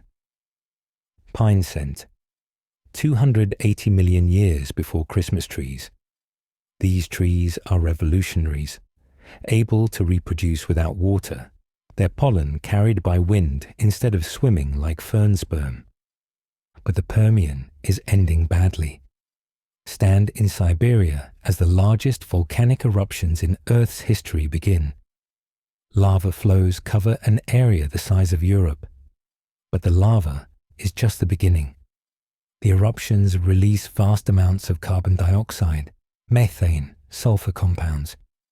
The atmosphere turns poisonous. Acid rain falls across the globe. The oceans warm and stagnate. I remember the Permian dying. Stand in a forest and watch the trees die, their needles turning brown and falling like poisoned snow. The animals flee, but there is nowhere to go. In the oceans, coral reefs bleach and crumble. On land, the great Therapsid dynasties collapse. By the time it's over, 90% of marine species and 70% of terrestrial vertebrates are extinct. But focus not on the ending, but on what the Paleozoic achieved. Life conquered the land completely. The bare continents that had existed for 4 billion years were clothed in green. Animals learned to walk, to fly, to live entirely away from water. Complex ecosystems developed with predators and prey, herbivores and carnivores, decomposers and producers. Feel the Paleozoic earth beneath your feet. Real soil, enriched by millions of years of plant growth. Breathe the Paleozoic air, enriched by photosynthesis, but sometimes laden with volcanic gases. Listen to the sounds of a fully living world. Insects buzzing, amphibians calling, reptiles hissing, wind rustling through the first forests. Stand one more time on Pangea shore as the Paleozoic ends. Behind you, a continent covered in life, though much of it is dying. Before you, an ocean in crisis, turning purple from hydrogen sulfide-producing bacteria. Above you, the sky is hazy with volcanic ash. The world is ending, but it's also beginning. From this devastation will come renewal. The Mesozoic is dawning. The age of dinosaurs is about to begin. We emerge from the ashes of the Permian extinction into a world reborn. The early Triassic is a time of recovery, of empty ecological niches being filled by survivors who will become giants. This is the dawn of the Mesozoic, though you would hardly recognize it as the age of dinosaurs. Not yet. Stand on a beach in the early Triassic, in what will become Germany. The first thing that strikes you is the heat. The world is in a greenhouse phase, warm from pole to pole. Even here, at 50 degrees latitude, the temperature never drops below 60 degrees Fahrenheit. But it's not a pleasant warmth. The humidity wraps around you like a suffocating blanket. Within moments, sweat beads on your skin, but the saturated air prevents cooling. Look at the landscape recovering from the Permian devastation. It's sparse, almost post-apocalyptic. The dominant plants are ferns and conifers, but they grow in scattered clumps, not dense forests. Between them stretches bare earth, red and cracked. But something is missing, something your eyes expect but cannot find. Grass. There is no grass anywhere. The ground between plants is naked soil or rock or low-growing ferns. Walk inland from the beach. Without grass to bind it, the soil is unstable. Every rain creates new gullies. Seasonal floods carve channels that shift with each storm. Your feet find no soft lawn to cushion them. Only hard-packed earth or loose sand, or the crunch of fallen conifer needles. The very texture of walking is different in a world without grass. But there's movement in this sparse landscape. Small reptiles dart between fern clumps. Watch Euparkeria, no bigger than a house cat, running on its hind legs. Its long tail balances its body as it chases insects. This is one of the first archosaurs, the group that will give rise to dinosaurs. Notice how it moves. Quick bursts of speed, then stillness, then another burst. Its metabolism is faster than typical reptiles. The air in the Triassic tastes different. Oxygen levels have dropped from the Carboniferous high, back to near modern levels. But the humidity makes each breath feel like drinking. The smell is of warm earth and conifer resin mixed with something else. The musky scent of reptiles, lots of them. This is a world where reptiles are exploring every possible niche. Move forward to the Middle Triassic. Stand in what will become Argentina and witness the birth of dinosaurs. They don't look impressive yet. Eoraptor is only 3 feet long, weighing perhaps 20 pounds. But watch how it moves. Unlike the sprawling gait of other reptiles, its legs are positioned directly beneath its body. This upright stance is revolutionary, allowing for sustained running. Follow Eoraptor as it hunts. It's an opportunist, catching small animals, eating carrion, even consuming plants. Its teeth are varied, sharp ones in front for gripping, serrated ones in back for slicing. Its hands are surprisingly dexterous, with long fingers for grasping. This is not a specialized predator, but a generalist, the kind of animal that survives extinctions. As we enter the late Triassic, dinosaurs are still minor players. The dominant land animals are other archosaurs. Stand by a river in what will become North America and watch phytosaurs basking. They look like crocodiles, but they're not closely related. This is convergent evolution, different lineages finding the same solution to aquatic ambush predation. The real giants of the Triassic are the Rauisuchians. Watch Postosuchus stalking through the forest. 20 feet long, standing on legs held straight beneath its body. It's the apex predator of its time. Its head is massive, filled with teeth like railroad spikes. When it walks, the ground trembles. Early dinosaurs scatter at its approach.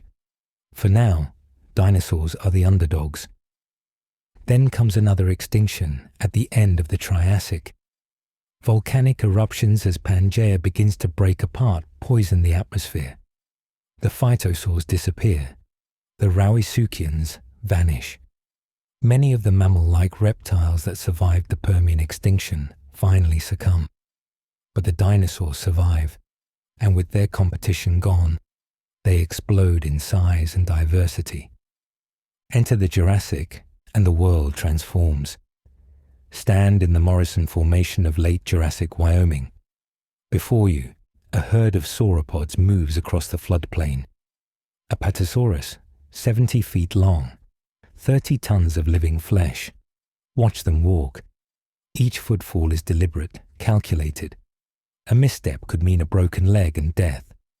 They move in slow motion, but the distance covered by each stride is enormous. Approach the herd carefully. The smell hits you first. Musky, reptilian, but also the fermenting plant matter in their massive guts. Each animal is a walking compost heap, breaking down tough plant material. Their dung, when fresh, steams in piles the size of boulders. It has a sweet, grassy smell that attracts clouds of insects. Listen to the sauropods communicate, not roars. Their vocal cords couldn't produce Hollywood monster sounds. Instead, deep rumbles below the range of human hearing. Put your hand on the ground and feel the infrasonic vibrations. They're talking through the earth, messages that travel for miles. A lost juvenile calls for its mother. The herd matriarch responds with vibrations you feel in your chest. But the Jurassic isn't just about giants. In the undergrowth, small dinosaurs dart and weave. Compsognathus, no bigger than a chicken, chases insects and small lizards. Its body is covered in primitive feathers, not for flight, but for insulation and display. Touch these proto-feathers. They're more like fuzzy hair than modern feathers, but they're the beginning of something revolutionary. Look up.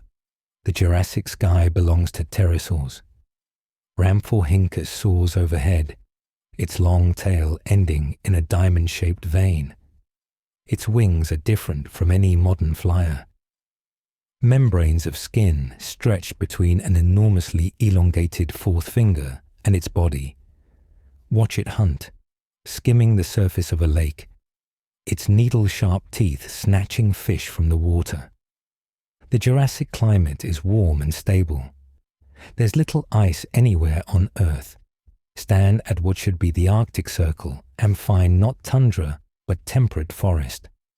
Conifers dominate, pine, fir, and relatives of modern redwoods.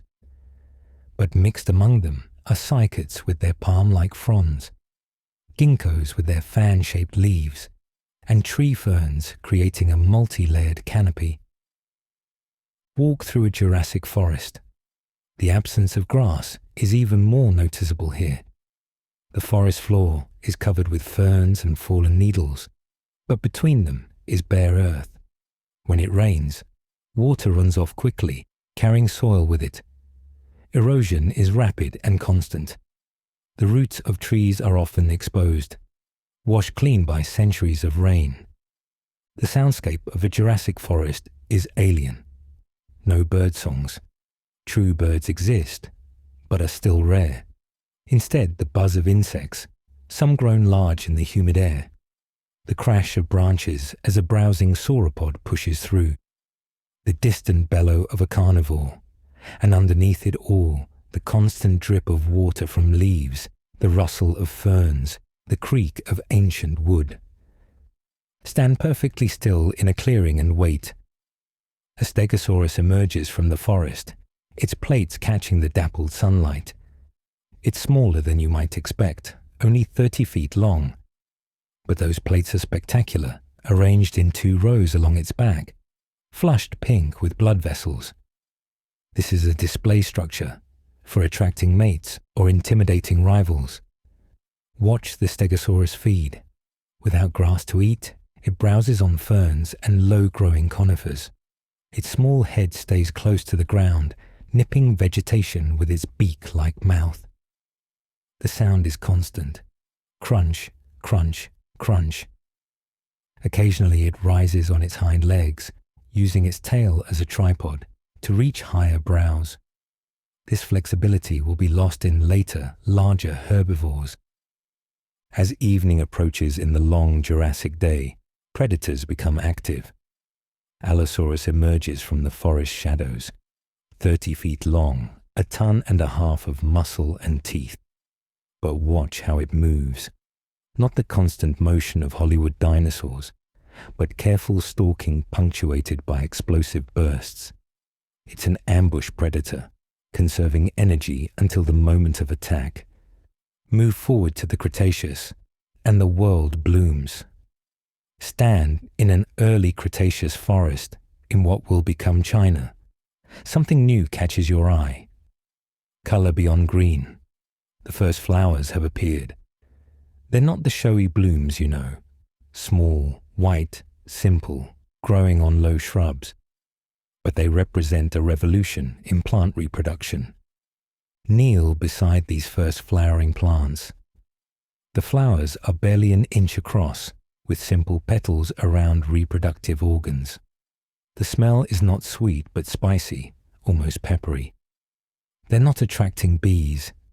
Those haven't evolved yet. Instead, beetles crawl through the blooms dusted with pollen.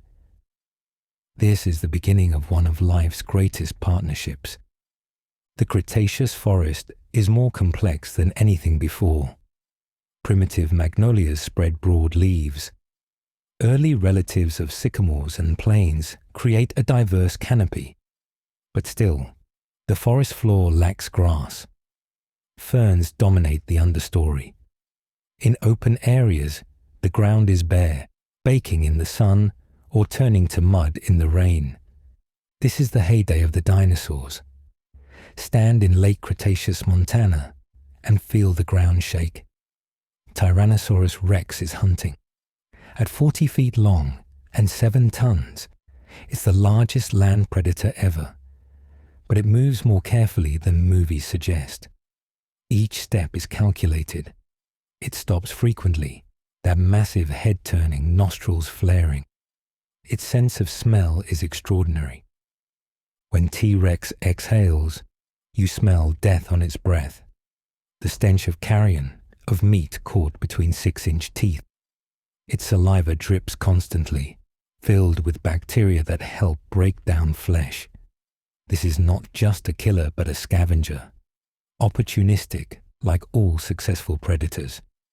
It will chase down prey, but it will also drive smaller predators from their kills. In the same landscape, herds of Triceratops browse. Their 3-horned faces and bony frills are unmistakable. But watch how they feed. Without grass, they're eating low shrubs, ferns, cycads. Their beaks clip vegetation efficiently. Then batteries of grinding teeth process the tough plant material. The sound is industrial. hundreds of teeth working in unison. The late Cretaceous air is rich and humid. Oxygen levels are slightly higher than modern times. The warmth is global. Even Antarctica has forests. But there are seasons now, especially at higher latitudes. Watch autumn in ancient Alaska. Primitive birches and relatives of modern deciduous trees drop their leaves, but without grass to catch them. Leaves blow in great drifts, piling against logs and in hollows. Stand by a Cretaceous river. Without grasses to stabilize banks, rivers meander wildly. Every flood season brings dramatic changes. Oxbow lakes form and fill with life. In the water, crocodiles, essentially modern in form, bask on mud banks. They've found a perfect design, semi-aquatic ambush predation, and will survive everything the future throws at them. The sounds of a Cretaceous night are extraordinary. Mammals, still small and nocturnal, emerge from hiding. Listen to their chittering in the darkness. They're diverse, some climbing, some gliding, some burrowing. But all are small, none larger than a badger. They're experimenting with new ways of life in the margins, waiting for their moment. As the Cretaceous progresses, flowering plants diversify explosively. By the latest Cretaceous, forests look almost modern. Almost. The absence of grass still makes everything alien. But there are oaks now, and palms, and early roses. Fruits appear, not just seeds, but fleshy packages designed to be eaten, dispersing seeds in animal dung. Stand in a latest Cretaceous forest and breathe deeply. The air is rich with new scents. Primitive jasmine blooms at night. Early laurels release aromatic oils. The forest is learning the perfume trade, creating chemicals to attract pollinators and repel herbivores. This chemical arms race will produce everything from vanilla to cinnamon, though those specific plants are still millions of years away. Our solar system has aged billions of years since the Paleozoic. The sun is noticeably brighter, pouring energy onto Earth. But life moderates the temperature, pulling carbon dioxide from the air, storing it in shells and wood and soil. Mars is long dead, a frozen desert with only the thinnest atmosphere. Venus has become hell, its surface hot enough to melt lead. We orbit in a familiar part of the galaxy now.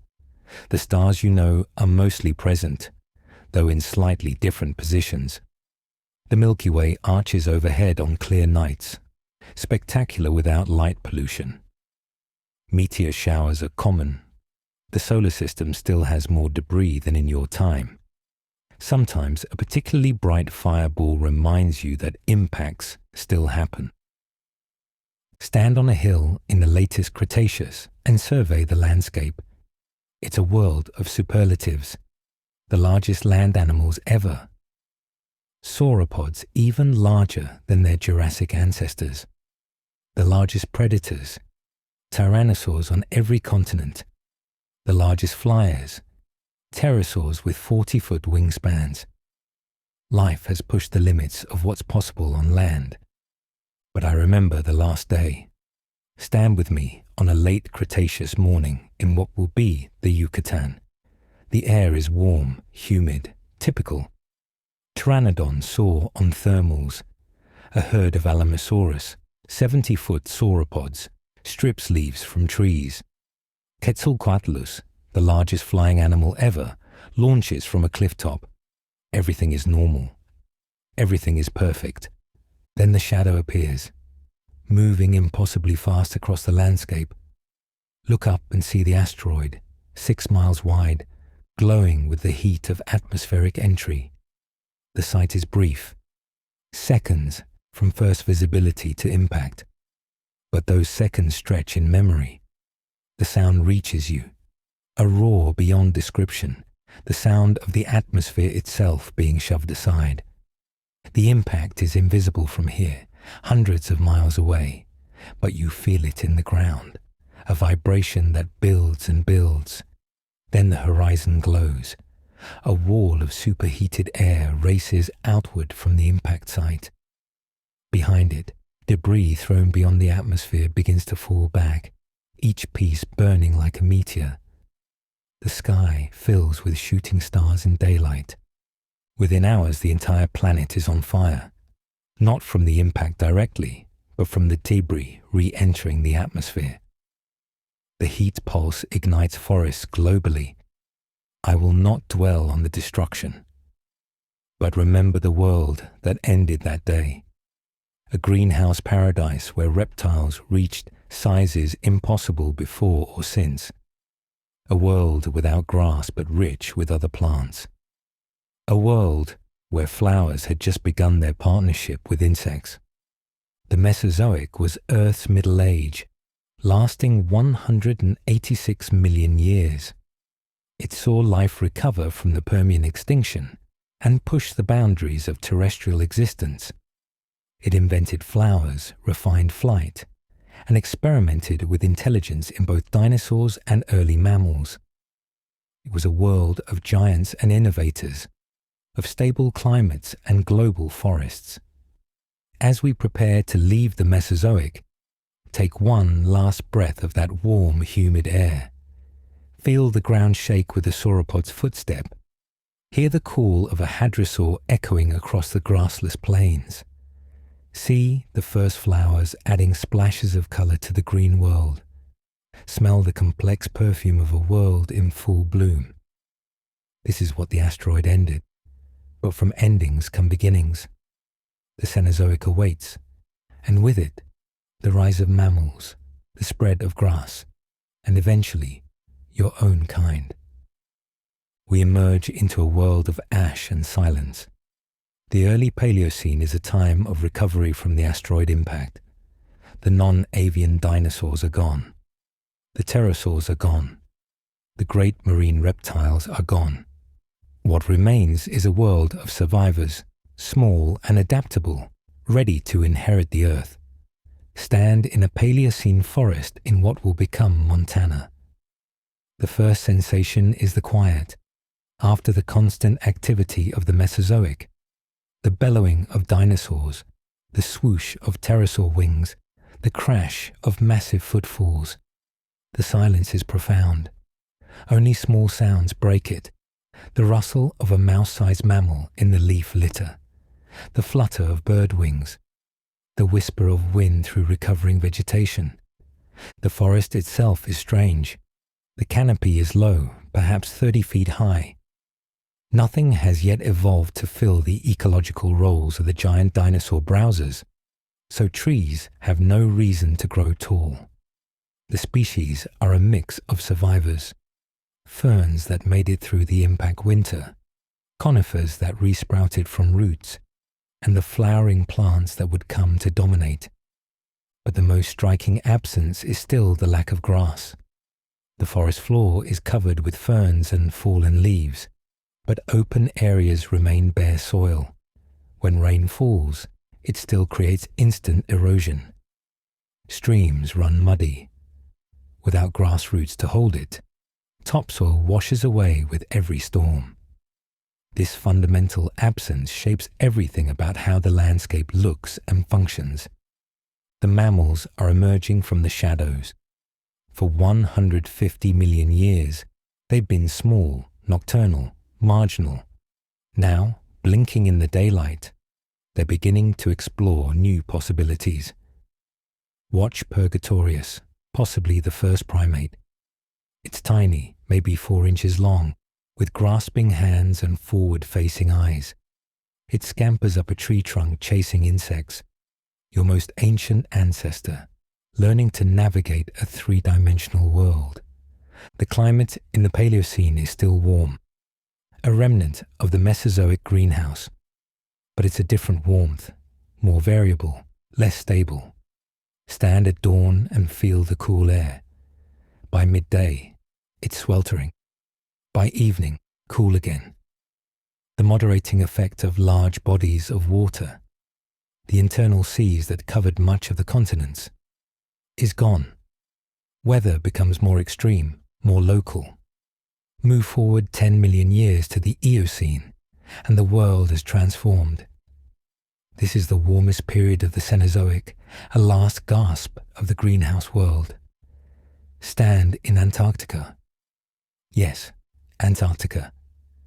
And walk through a temperate rainforest. Massive conifers tower overhead. Tree ferns create a dense understory. The ground squishes with moisture from constant fog and drizzle. Listen to the sounds of this polar forest.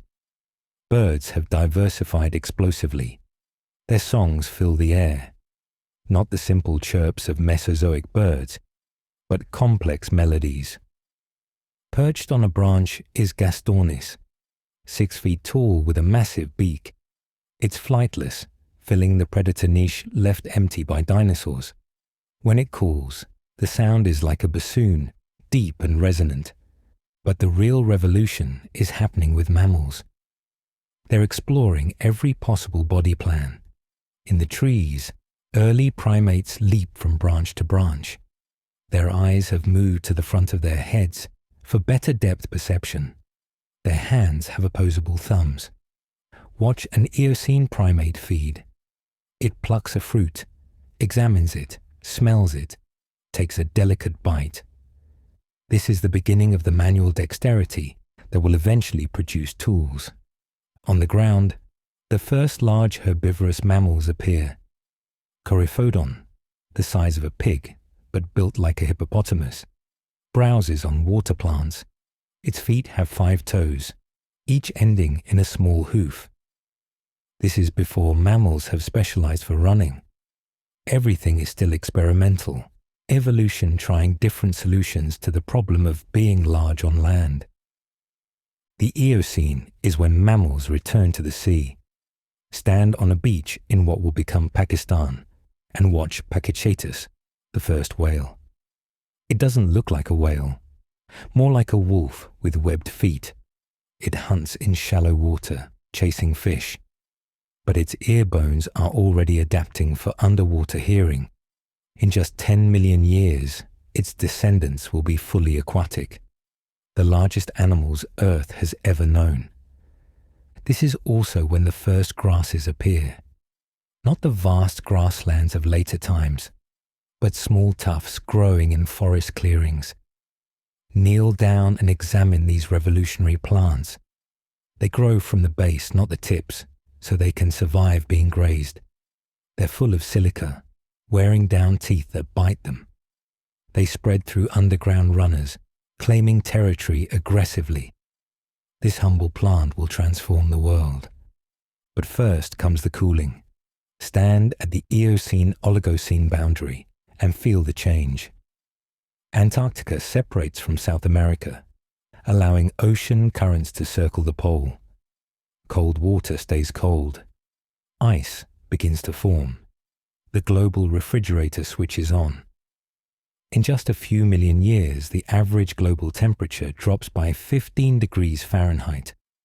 The Oligocene world is drier, cooler, more seasonal. Forests retreat from the poles and from continental interiors. In their place, new ecosystems develop. Stand in what will become Nebraska. The forest has opened into parkland, scattered trees with areas of low vegetation between them. Not quite grassland yet, but heading that direction. Watch the mammals adapting to this more open environment. Mesohippus, an early horse, is the size of a large dog. It still has 3 toes on each foot, but the middle toe bears most of the weight. Its teeth are changing too, becoming higher crowned to deal with more abrasive food. This is evolution in action, responding to environmental change. The Miocene brings the grassland revolution. Stand in the middle of what will become the Great Plains. As far as you can see, grass waves in the wind. It's a new kind of landscape, open and windswept. After the enclosed forests of earlier times, this openness is both beautiful and terrifying. Predators can see you from miles away, but you can see them too. Feel the grass beneath your feet. It's different from forest floors. Springy, resilient. The soil beneath is deep and black, enriched by the constant growth and death of roots. This is some of the richest soil Earth has ever produced. When rain falls, the grass holds it. Erosion slows dramatically. Streams run clear for the first time in the Earth's history. Listen to the grassland. It has its own sound, the constant whisper of wind through grass. But add to that the thunder of hooves. Great herds of mammals have evolved to graze these grasslands. Horses, now with single hooves. Ancient elephants with 4 tusks. Proto-antelopes bounding through the grass. Thousands of animals moving together, following the reins. Predators have evolved for this open environment too. Amphicyon, the bear dog, combines the power of a bear with the running ability of a wolf. Watch it hunt. It can't use forest cover for ambush, so it relies on endurance, running prey to exhaustion. This is a new kind of predation, shaped by the openness of grasslands. The Miocene is also when our own lineage diverges from other apes. In East Africa, the forests are fragmenting. Some apes stay in the trees. Others venture into the mixed woodland and grassland. Stand in the Rift Valley and watch early hominins. They're not fully upright yet, but they're experimenting with bipedalism, freeing their hands for other tasks. As the Miocene progresses, the world continues cooling. Mountain ranges rise. The Himalayas, the Andes, the Rockies reach their modern heights. These mountains change weather patterns. Monsoons develop. Rain shadows create deserts. The world becomes more varied, more complex, with every possible climate somewhere on Earth. The Pliocene sees the beginning of the ice ages. Stand at the edge of the Arctic Ocean and watch it freeze for the first time in 50 million years. The ice is thin at first, breaking up each summer. But year by year it grows thicker, more persistent. The albedo effect kicks in. White ice reflects sunlight, cooling the planet further. In Africa, our ancestors are now fully bipedal. Watch Australopithecus afarensis walking across a volcanic ash field. Their footprints will be preserved for you to find at Laetoli. They walk upright, but their arms are still long, adapted for climbing. They're generalists, eating fruit, leaves, roots, perhaps some meat. Their brains are only slightly larger than a chimpanzee's. Then comes the Pleistocene, and the ice ages arrive in full force. Stand on the Laurentide ice sheet, 2 miles thick over what will become Hudson Bay. The weight is so great it depresses the continental crust by half a mile. The ice extends south to what will be New York, west to the Rockies. A quarter of Earth's land surface is under ice. But between the ice sheets, unique ecosystems develop. This is the Mammoth Steppe, a vast grassland too dry for trees but perfect for grazing. Stand in this ice age landscape. Mammoths move in herds, their tusks curved and magnificent. Woolly rhinoceros browse on low shrubs. Giant ground sloths, refugees from South America, lumber past. This is the megafauna, mammals grown large in the cold. Feel the Pleistocene cold. It's not just the temperature, though it's certainly cold, perhaps 20 below zero. It's the dryness. All the moisture is locked in ice. Your breath freezes instantly, falling as tiny crystals. The air is so dry it hurts to breathe, but the clarity is extraordinary. You can see for 50 miles. The stars blaze with intensity impossible in humid air. During glacial maximum, sea levels drop 400 feet. Walk across the Bering Land Bridge. It's not a narrow bridge but a vast plain, 1,000 miles wide. This is how humans reach the Americas, following herds of game. The same lowered seas connect Britain to Europe, Australia to New Guinea. creating highways for migration. But the ice ages aren't constant. Every 100,000 years or so, the ice retreats. Stand in an interglacial period. The ice melts rapidly, catastrophically. Meltwater floods carve channels that dwarf modern rivers. Sea levels rise, drowning coastal plains. Forests race north at speeds visible in a human lifetime. It's global change at a pace evolution struggles to match. Through these climatic swings, humans are evolving. Watch Homo erectus master fire, cook food, stay warm in colder climates. See Neanderthals adapt to Ice Age Europe, their bodies stocky and strong. Observe Homo sapiens developing art, music, complex language. We're becoming something new. Not just another mammal, but a force that will reshape the planet. Stand in a Pleistocene cave in France. By flickering firelight, humans are painting. Horses gallop across stone walls. Bison stampede. Lions prowl. The paintings aren't crude. They're sophisticated, showing movement, emotion, understanding of animal behavior. This is the dawn of art, of symbolic thinking, of the modern human mind. 11,700 years ago, the current interglacial begins. The Holocene, your epoch. Stand at this transition in what will become the Sahara. Watch grasslands replace desert as monsoons return. Lakes fill. Hippos and crocodiles live where now there's only sand. The climate is kind, stable, perfect for what comes next. Watch humans discover agriculture. In a dozen places independently, people begin planting seeds. Wheat in the Middle East, rice in China, corn in Mexico, potatoes in Peru. The landscape transforms. Fields replace wild grasslands. Forests fall to make farmland. For the first time, one species begins reshaping entire continents. Cities rise. Forests fall faster. Grasslands are ploughed under. The atmosphere changes as carbon dioxide increases. The climate warms. Ice melts. Sea levels rise. In just 2 centuries, humans burn fossil fuels laid down over hundreds of millions of years. The Carboniferous coal, the Mesozoic oil, all released at once. Stand in your present moment. Feel the ground beneath your feet. It's probably pavement, humanity's new sedimentary rock. Breathe the air.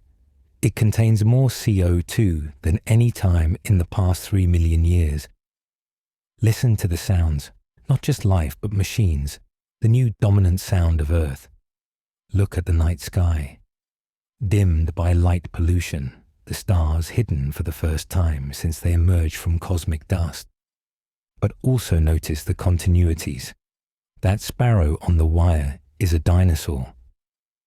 The grass in the park represents a 50 million year success story. The squirrel in the tree carries the legacy of Purgatorius. You yourself are made of atoms that have been recycling through Earth's systems for billions of years. The Cenozoic is the age of cooling, of grass, of mammals, of humans. It's seen the world transform from greenhouse to icehouse, and perhaps back to greenhouse. It's witnessed the rise of an entirely new kind of earthly force. Conscious beings capable of changing the planet. Where it goes from here depends on choices being made right now. This has been our journey through the epochs, from the molten Hadean to the digital Anthropocene. 4.5 billion years of sensory experience, of transformation, of Earth becoming itself. Each epoch has built on the last, creating the layered, complex, beautiful world you inhabit. As we stand here at the end of our journey through deep time, I want you to understand something profound. You are not separate from this story.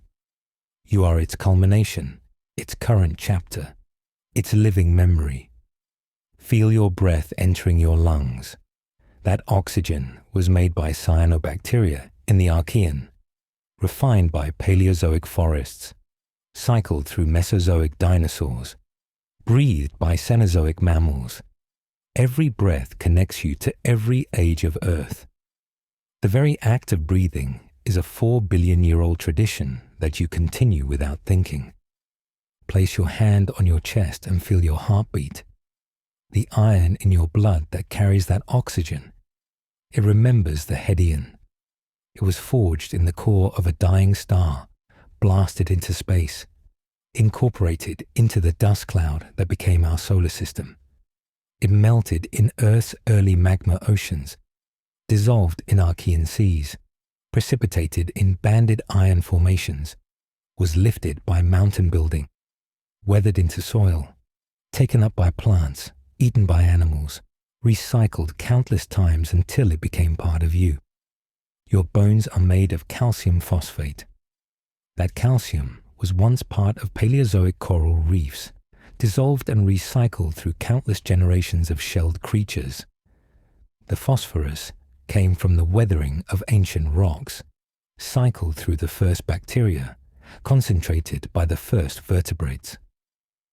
Your skeleton is a museum of marine history, carrying the legacy of every creature that ever built a shell or bone.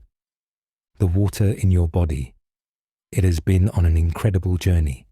It was expelled from volcanoes in the Hadean, fell as acid rain in the Archean, froze in snowball earth, flowed in Mesozoic rivers, was locked in Pleistocene glaciers. Molecules in your blood may have been drunk by trilobites, expelled by dinosaurs, frozen in mammoth tusks. You are made of water that has witnessed everything. But you carry more than just atoms from deep time. Your body is a record of evolutionary innovations accumulated over billions of years. Your cells have nuclei and mitochondria, the result of ancient bacterial mergers in the Proterozoic. Your bilateral symmetry was established in the Ediacaran. Your backbone is a Cambrian invention. Your 4 limbs are modified fish fins from the Devonian. Every system in your body tells a story. Your lungs, modified swim bladders that fish used for buoyancy, repurposed for breathing air when vertebrates conquered land. Your inner ear bones that let you hear.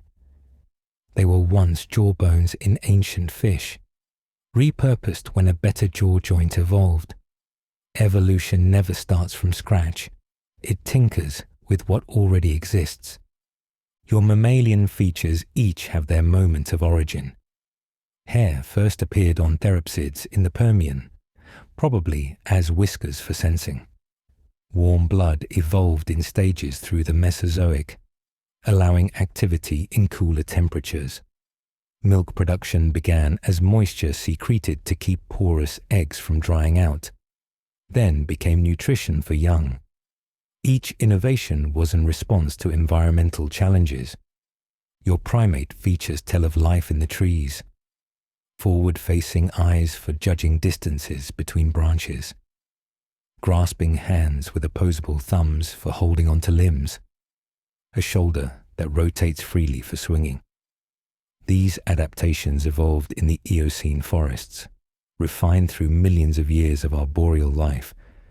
When you catch a ball or thread a needle, you're using skills honed in the canopy.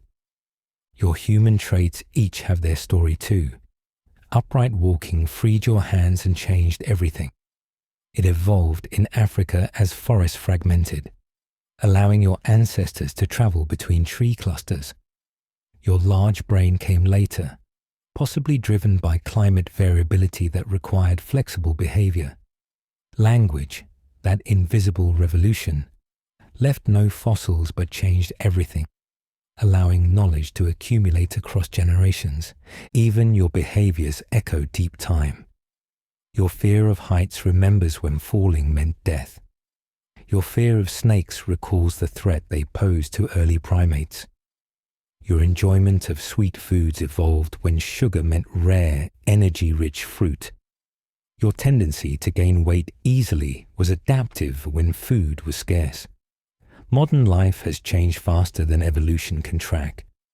When you shiver with cold, you're using a mammalian innovation. When you sweat, You're employing one of the most efficient cooling systems in the animal kingdom.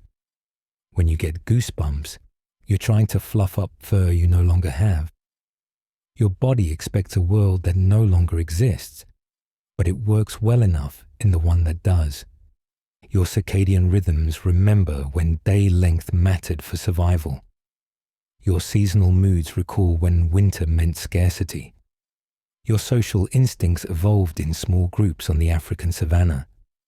Your fight or flight response, flooding you with adrenaline, prepared your ancestors to face predators that no longer threaten you. You are optimized for a world that vanished 10,000 years ago.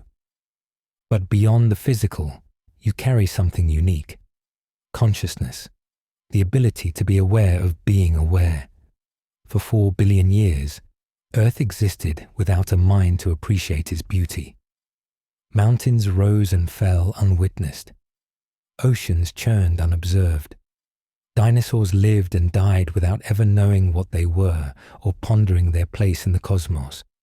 Then, in the last few million years, an eye blink in geological time, consciousness emerged.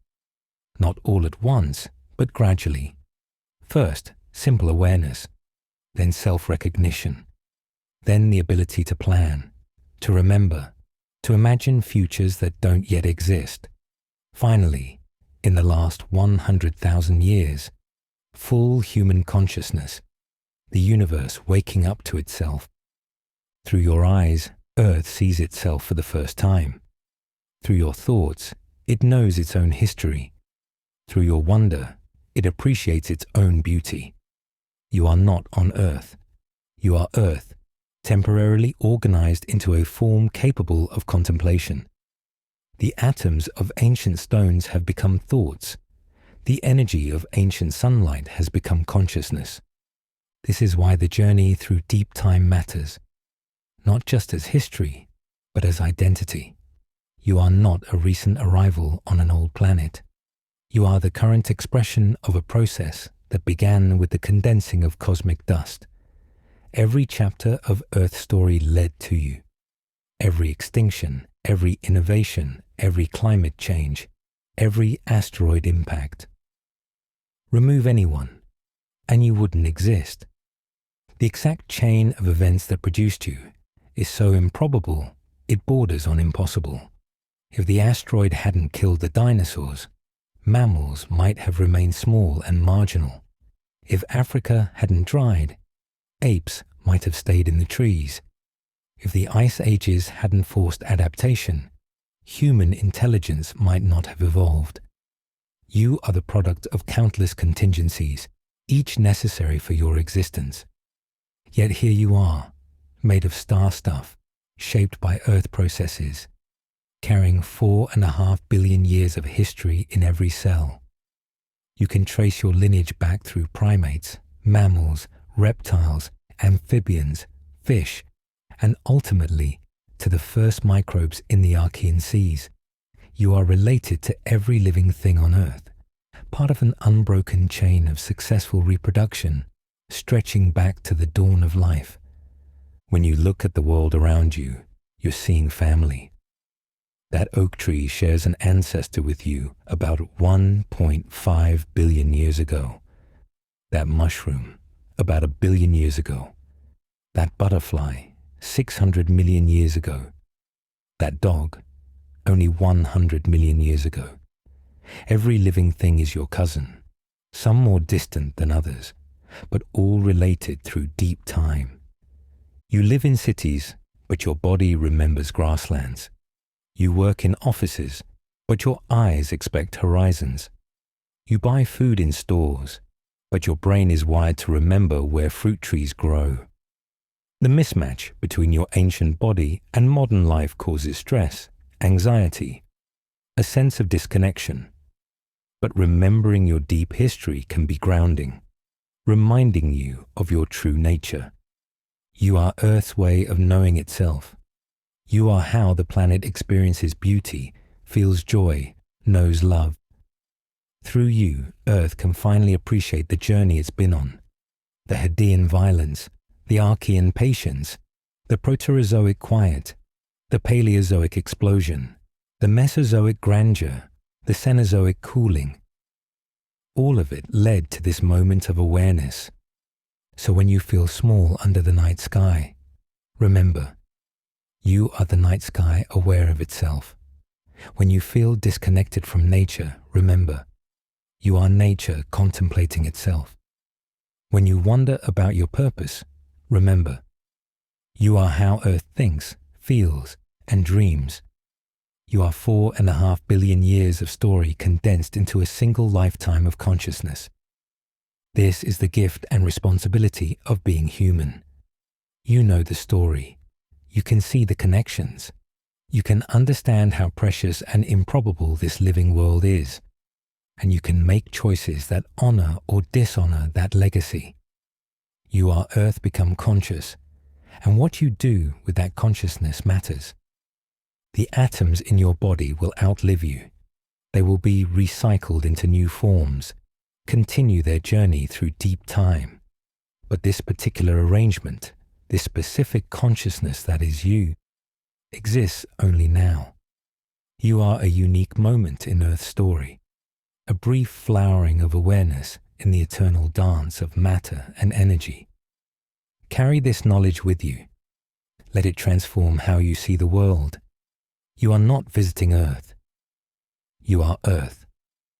Every moment of your life is the latest page in a story billions of years in the making. And you have the extraordinary privilege of being awake to witness it, to participate in it, to add your own chapter to the endless story. And now, like waves retreating back to the sea, we must return from the depths of time to your present moment. But we return changed, carrying with us the sensations of eons, the memories of epochs, the knowledge of our true heritage. Feel yourself beginning to rise through the layers of time, up from the Hadean's molten forge, where Earth was still gathering itself from cosmic debris. You leave behind the impossible heat, the poisonous air, the racing moon, but you carry with you the knowledge of Earth's violent birth, the understanding that even the most hellish beginning can lead to beauty. Rising through the Archean's orange skies, where life performed its first invisible experiments in warm pools and shallow seas, you leave behind the methane atmosphere and the barren continents, but you take with you the memory of life's patience, its ability to transform a planet through the simple act of existence, ascending through the Proterozoic's endless quiet, through 2 billion years of bacterial mats and chemical patience.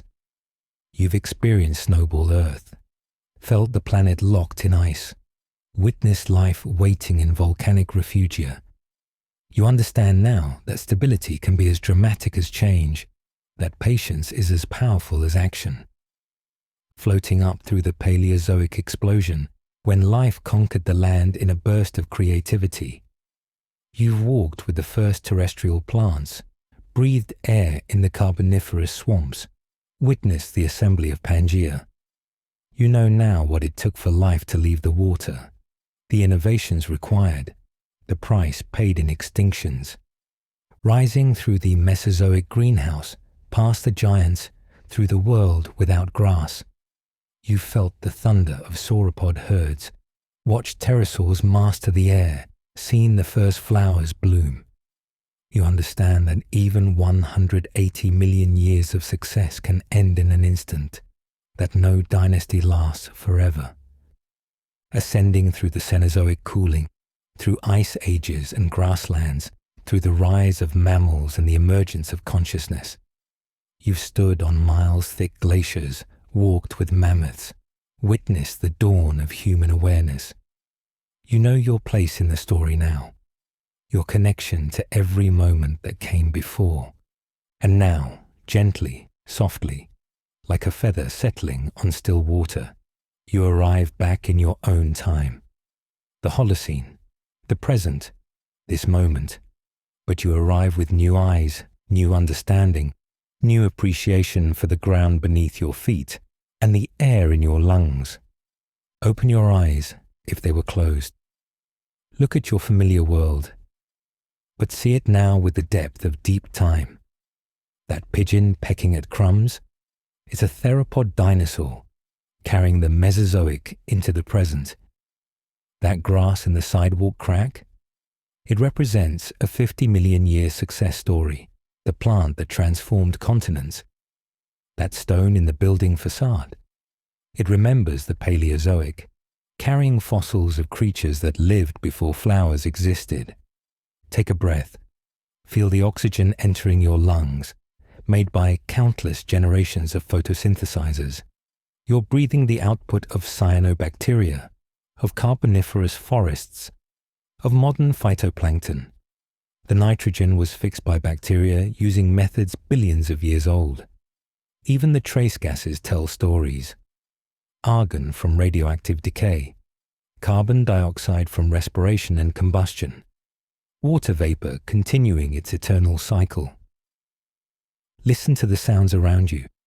Behind the noise of civilization, the ancient sounds continue. Wind still blows as it has since Earth had an atmosphere. Water still moves in its cycle, though now through pipes as well as rivers. Birds sing with syrinxes evolved from dinosaur ancestors. Insects buzz with wings that first took to the air in the Paleozoic. The fundamental sounds of Earth persist beneath the modern additions. Feel the temperature, whatever it is, hot, cold, comfortable. It exists within the range life has experienced. You felt the blast furnace heat of the Hadean, the frozen grip of snowball Earth, the greenhouse warmth of the Mesozoic. Today's temperature, whatever it is mild by comparison. Your body, evolved through all these extremes, can handle it. Notice how different your world seems now. Not changed, but revealed. Every surface tells a story. Every material has a history. Every process connects to deep time. You haven't just taken a journey. You've gained a new way of seeing, a deep time perspective that transforms the ordinary into the extraordinary. The concrete beneath your feet contains limestone made from ancient sea creatures. The metal in your car came from ores concentrated by Proterozoic bacteria. The gasoline in its tank is concentrated Mesozoic sunlight. The plastic in your phone remembers the Carboniferous, made from oil that was once tree ferns in ancient swamps. You are surrounded by deep time, using it, living within it. Look at the people around you. Each one carries the same deep history you do. 4.5 billion years of unbroken success in every cell. Each person is a unique arrangement of ancient atoms, a brief constellation of matter that will never be repeated. Yet all are connected, all cousins through deep time, all expressions of Earth's creativity. Even the environmental challenges of your time connect to deep history. Climate change. Earth has been through it before. The Great Oxidation, Snowball Earth, the Permian extinction, the PETM, mass extinction. 5 times before, life has been knocked down and gotten back up. This doesn't minimize current challenges, but it provides perspective. Earth has survived worse. Life is resilient. Change is the only constant. You return to a world in transition, as worlds always are. The Holocene might be ending, replaced by the Anthropocene, the age of human influence. It's a heavy responsibility to be the first species capable of consciously altering a planet. But you're also the first species capable of understanding what you're doing, of choosing differently, of acting with the whole story in mind. As you settle back into your daily life, you'll find the deep time perspective fading. The immediate will reassert itself. Bills to pay, tasks to complete, the 1,000 small concerns of modern life. This is natural, even necessary. You can't live every moment in geological time. But the knowledge remains, ready to resurface when you need perspective. When stress makes you forget your place in the grand story, remember, You are 4.5 billion years old. When human conflicts seem overwhelming, remember, you've survived mass extinctions. When the pace of change feels too fast, remember, you carry the patience of stromatolites, the persistence of bacteria, the adaptability of mammals. You return as Earth's memory, carrying knowledge of the whole story. You know now what was sacrificed for your existence, the countless species that didn't make it, the paths not taken, the price paid for consciousness. You know too what was gifted, the innovations accumulated over eons, the solutions found to impossible problems, the beauty created by the interplay of physics, chemistry, and biology. This knowledge is both comforting and challenging. Comforting because it places current troubles in perspective. Challenging because it reveals how precious and improbable our living world is. You can never again pretend that Earth is just a backdrop for human drama. You know now that you are Earth, and Earth is you. So you return, but not unchanged. You've breathed methane in the Archean, felt the patience of the Proterozoic, witnessed life's conquest of land, walked with dinosaurs, shivered through ice ages. These memories, though imagined, are now part of you. They expand your sense of self beyond the narrow boundaries of a single lifetime. Welcome back to the present, but a present deepened by the past. Welcome to your moment in the eternal story, where you stand as both witness and continuation. The journey through deep time ends where it began, with you here now. But now you know the depth beneath the surface, the story beneath the moment, the eternity within the instant. You are home. You never left. You just remembered how long you've lived here. Before I leave you to continue your own journey through time, the time of your life, your days, your moments, I want to share one final gift, a way of seeing that will forever change how you experience your world. Tomorrow morning, when you wake, the first light entering your window will have traveled 8 minutes from the sun. But remember, this is the same star that dimly lit the Hadean, that filtered orange through Archean methane, that powered the first photosynthesis, that warmed dinosaurs, that guided human migrations. The morning light is ancient light, the latest installment of a 4.5 billion-year-old gift. When you shower, feel the water cascading over you. Each molecule has been on a journey beyond imagination. That water has been locked in minerals miles underground, expelled from volcanoes, fallen as acid rain on lifeless continents, frozen solid in snowball earth, flowed in rivers where dinosaurs drank, been locked in glaciers while humans learned to paint in caves. Now it cleanses you, continuing its eternal cycle, ready for its next adventure. As you dress, consider the materials touching your skin. Cotton. It grows using photosynthesis invented by cyanobacteria. Wool. It's modified hair, a Permian innovation. Synthetic fibers. They're restructured petroleum, Mesozoic sunlight transformed. Even the dyes that color your clothes connect to deep time. Iron oxides like those that stained the Proterozoic red. Carbon blacks like the charcoal from the first forest fires. When you eat breakfast, taste deep time. Your food is powered by the same photosynthesis that created the Great Oxidation.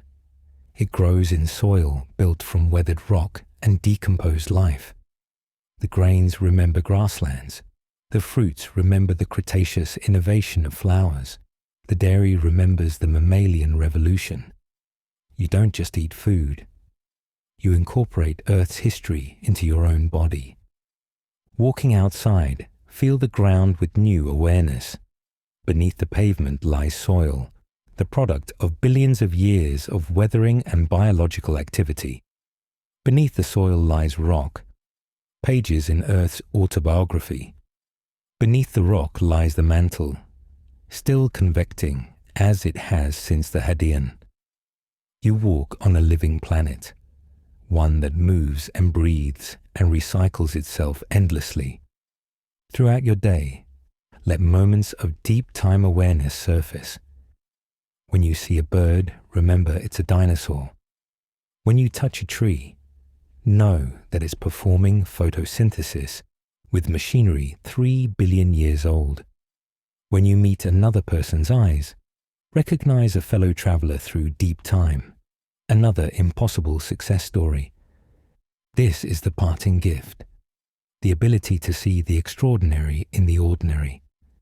Every material has a history. Every process has a heritage. Every living thing is a book written in DNA, telling stories of survival against impossible odds. Once you've seen the world through deep time, you can never see it as mundane again. Some days, this knowledge will overwhelm you. The sheer scale of time, the countless lives that preceded yours, the weight of being conscious in an ancient universe. It can make you feel insignificant, but remember, you are how the universe knows itself. Without consciousness, all that history would be unwitnessed. You give it meaning by observing, by understanding, by caring. Other days, this knowledge will uplift you. When human concerns seem all-consuming, you'll remember the Proterozoic's patience. When change seems impossible, you'll think of life transforming entire planets. When you feel alone, you'll know you're connected to every atom, every process, every moment of Earth's journey. Use this knowledge wisely. Let it inform your choices. When deciding how to live, remember that you're made of atoms that will outlive you, that will continue the journey. When facing challenges, draw on the resilience of life that has survived everything Earth could throw at it. When celebrating beauty, know that you're the universe appreciating itself. Share this perspective with others, but gently. Not everyone is ready to see themselves as billion-year-old patterns of atoms, but everyone can appreciate a sunset more knowing that the colors come from an atmosphere life created. Everyone can value water more knowing its incredible journey. Everyone can feel more connected, knowing we're all cousins through deep time. As you go forward, you'll find certain moments when deep time breaks through powerfully. Standing by the ocean, you'll hear waves that have been breaking for billions of years. Looking at mountains, you'll see them rising and falling in your mind's eye. Watching clouds, you'll see water continuing its eternal cycle. These moments of connection are gifts, reminders of your true temporal home. Remember too that you're living in a unique moment. You're among the first humans to understand deep time, to know Earth's full story. For most of human history, people could only guess at the planet's age and history. You have the privilege of knowledge, of seeing the whole picture. With that privilege comes responsibility. To honor the story, to protect its continuation. And remember that the story isn't over. Earth has perhaps another billion years before the sun grows too hot for life. That's another Proterozoic ahead. Time for unimaginable innovations, for new forms of beauty, for consciousness to evolve in ways you cannot imagine. You're not at the end of the story, but somewhere in the middle, part of the ongoing experiment. When your time comes to return your atoms to the earth, they'll continue the journey. The calcium in your bones might become part of a future coral reef. The iron in your blood might redden future rocks. The water in your body will certainly cycle through clouds and rain and rivers and life again. You are temporary, but you are also eternal. So live with awareness. See the deep in the everyday. Know your place in the story. Honor your ancestors. All of them. back to the first bacteria. Be a good ancestor yourself to whatever forms of life come next. You are Earth thinking, feeling, choosing. Make choices worthy of 4.5 billion years of heritage. This has been my gift to you. Not just a journey through time, but a new way of being in time. You are not a visitor to Earth, passing through briefly. You are Earth itself, awakened to wonder, privileged to witness your own story. You are deep time with a heartbeat, ancient history with hopes and dreams. Thank you for traveling with me through the eons. Thank you for lending your consciousness to Earth's self-contemplation. Thank you for being the current moment in an ancient story, for carrying the memory forward, for being the universe knowing itself. Until we meet again in the streams of time, remember, you are not on Earth. You are Earth. Every atom ancient, every moment new, every breath a continuation of the greatest story ever told. The story of matter becoming aware, of planets coming alive, of time itself learning to remember. May you walk through your days with the patience of stone and the persistence of water. May you breathe with awareness of the gift of oxygen. May you see in every sunset the echo of ancient skies. May you know in your bones that you belong here, that you've always been here, that you are home. The journey ends where it began, with you, here, now. But now you know the truth. You are the journey and the destination, the teller and the tale, the witness and the wonder. You are Earth's memory, walking, talking, choosing, loving, living. You are deep time dreaming, it is briefly human. And that is the greatest gift of all. I am the Chrononaut, and I remember. But now so do you.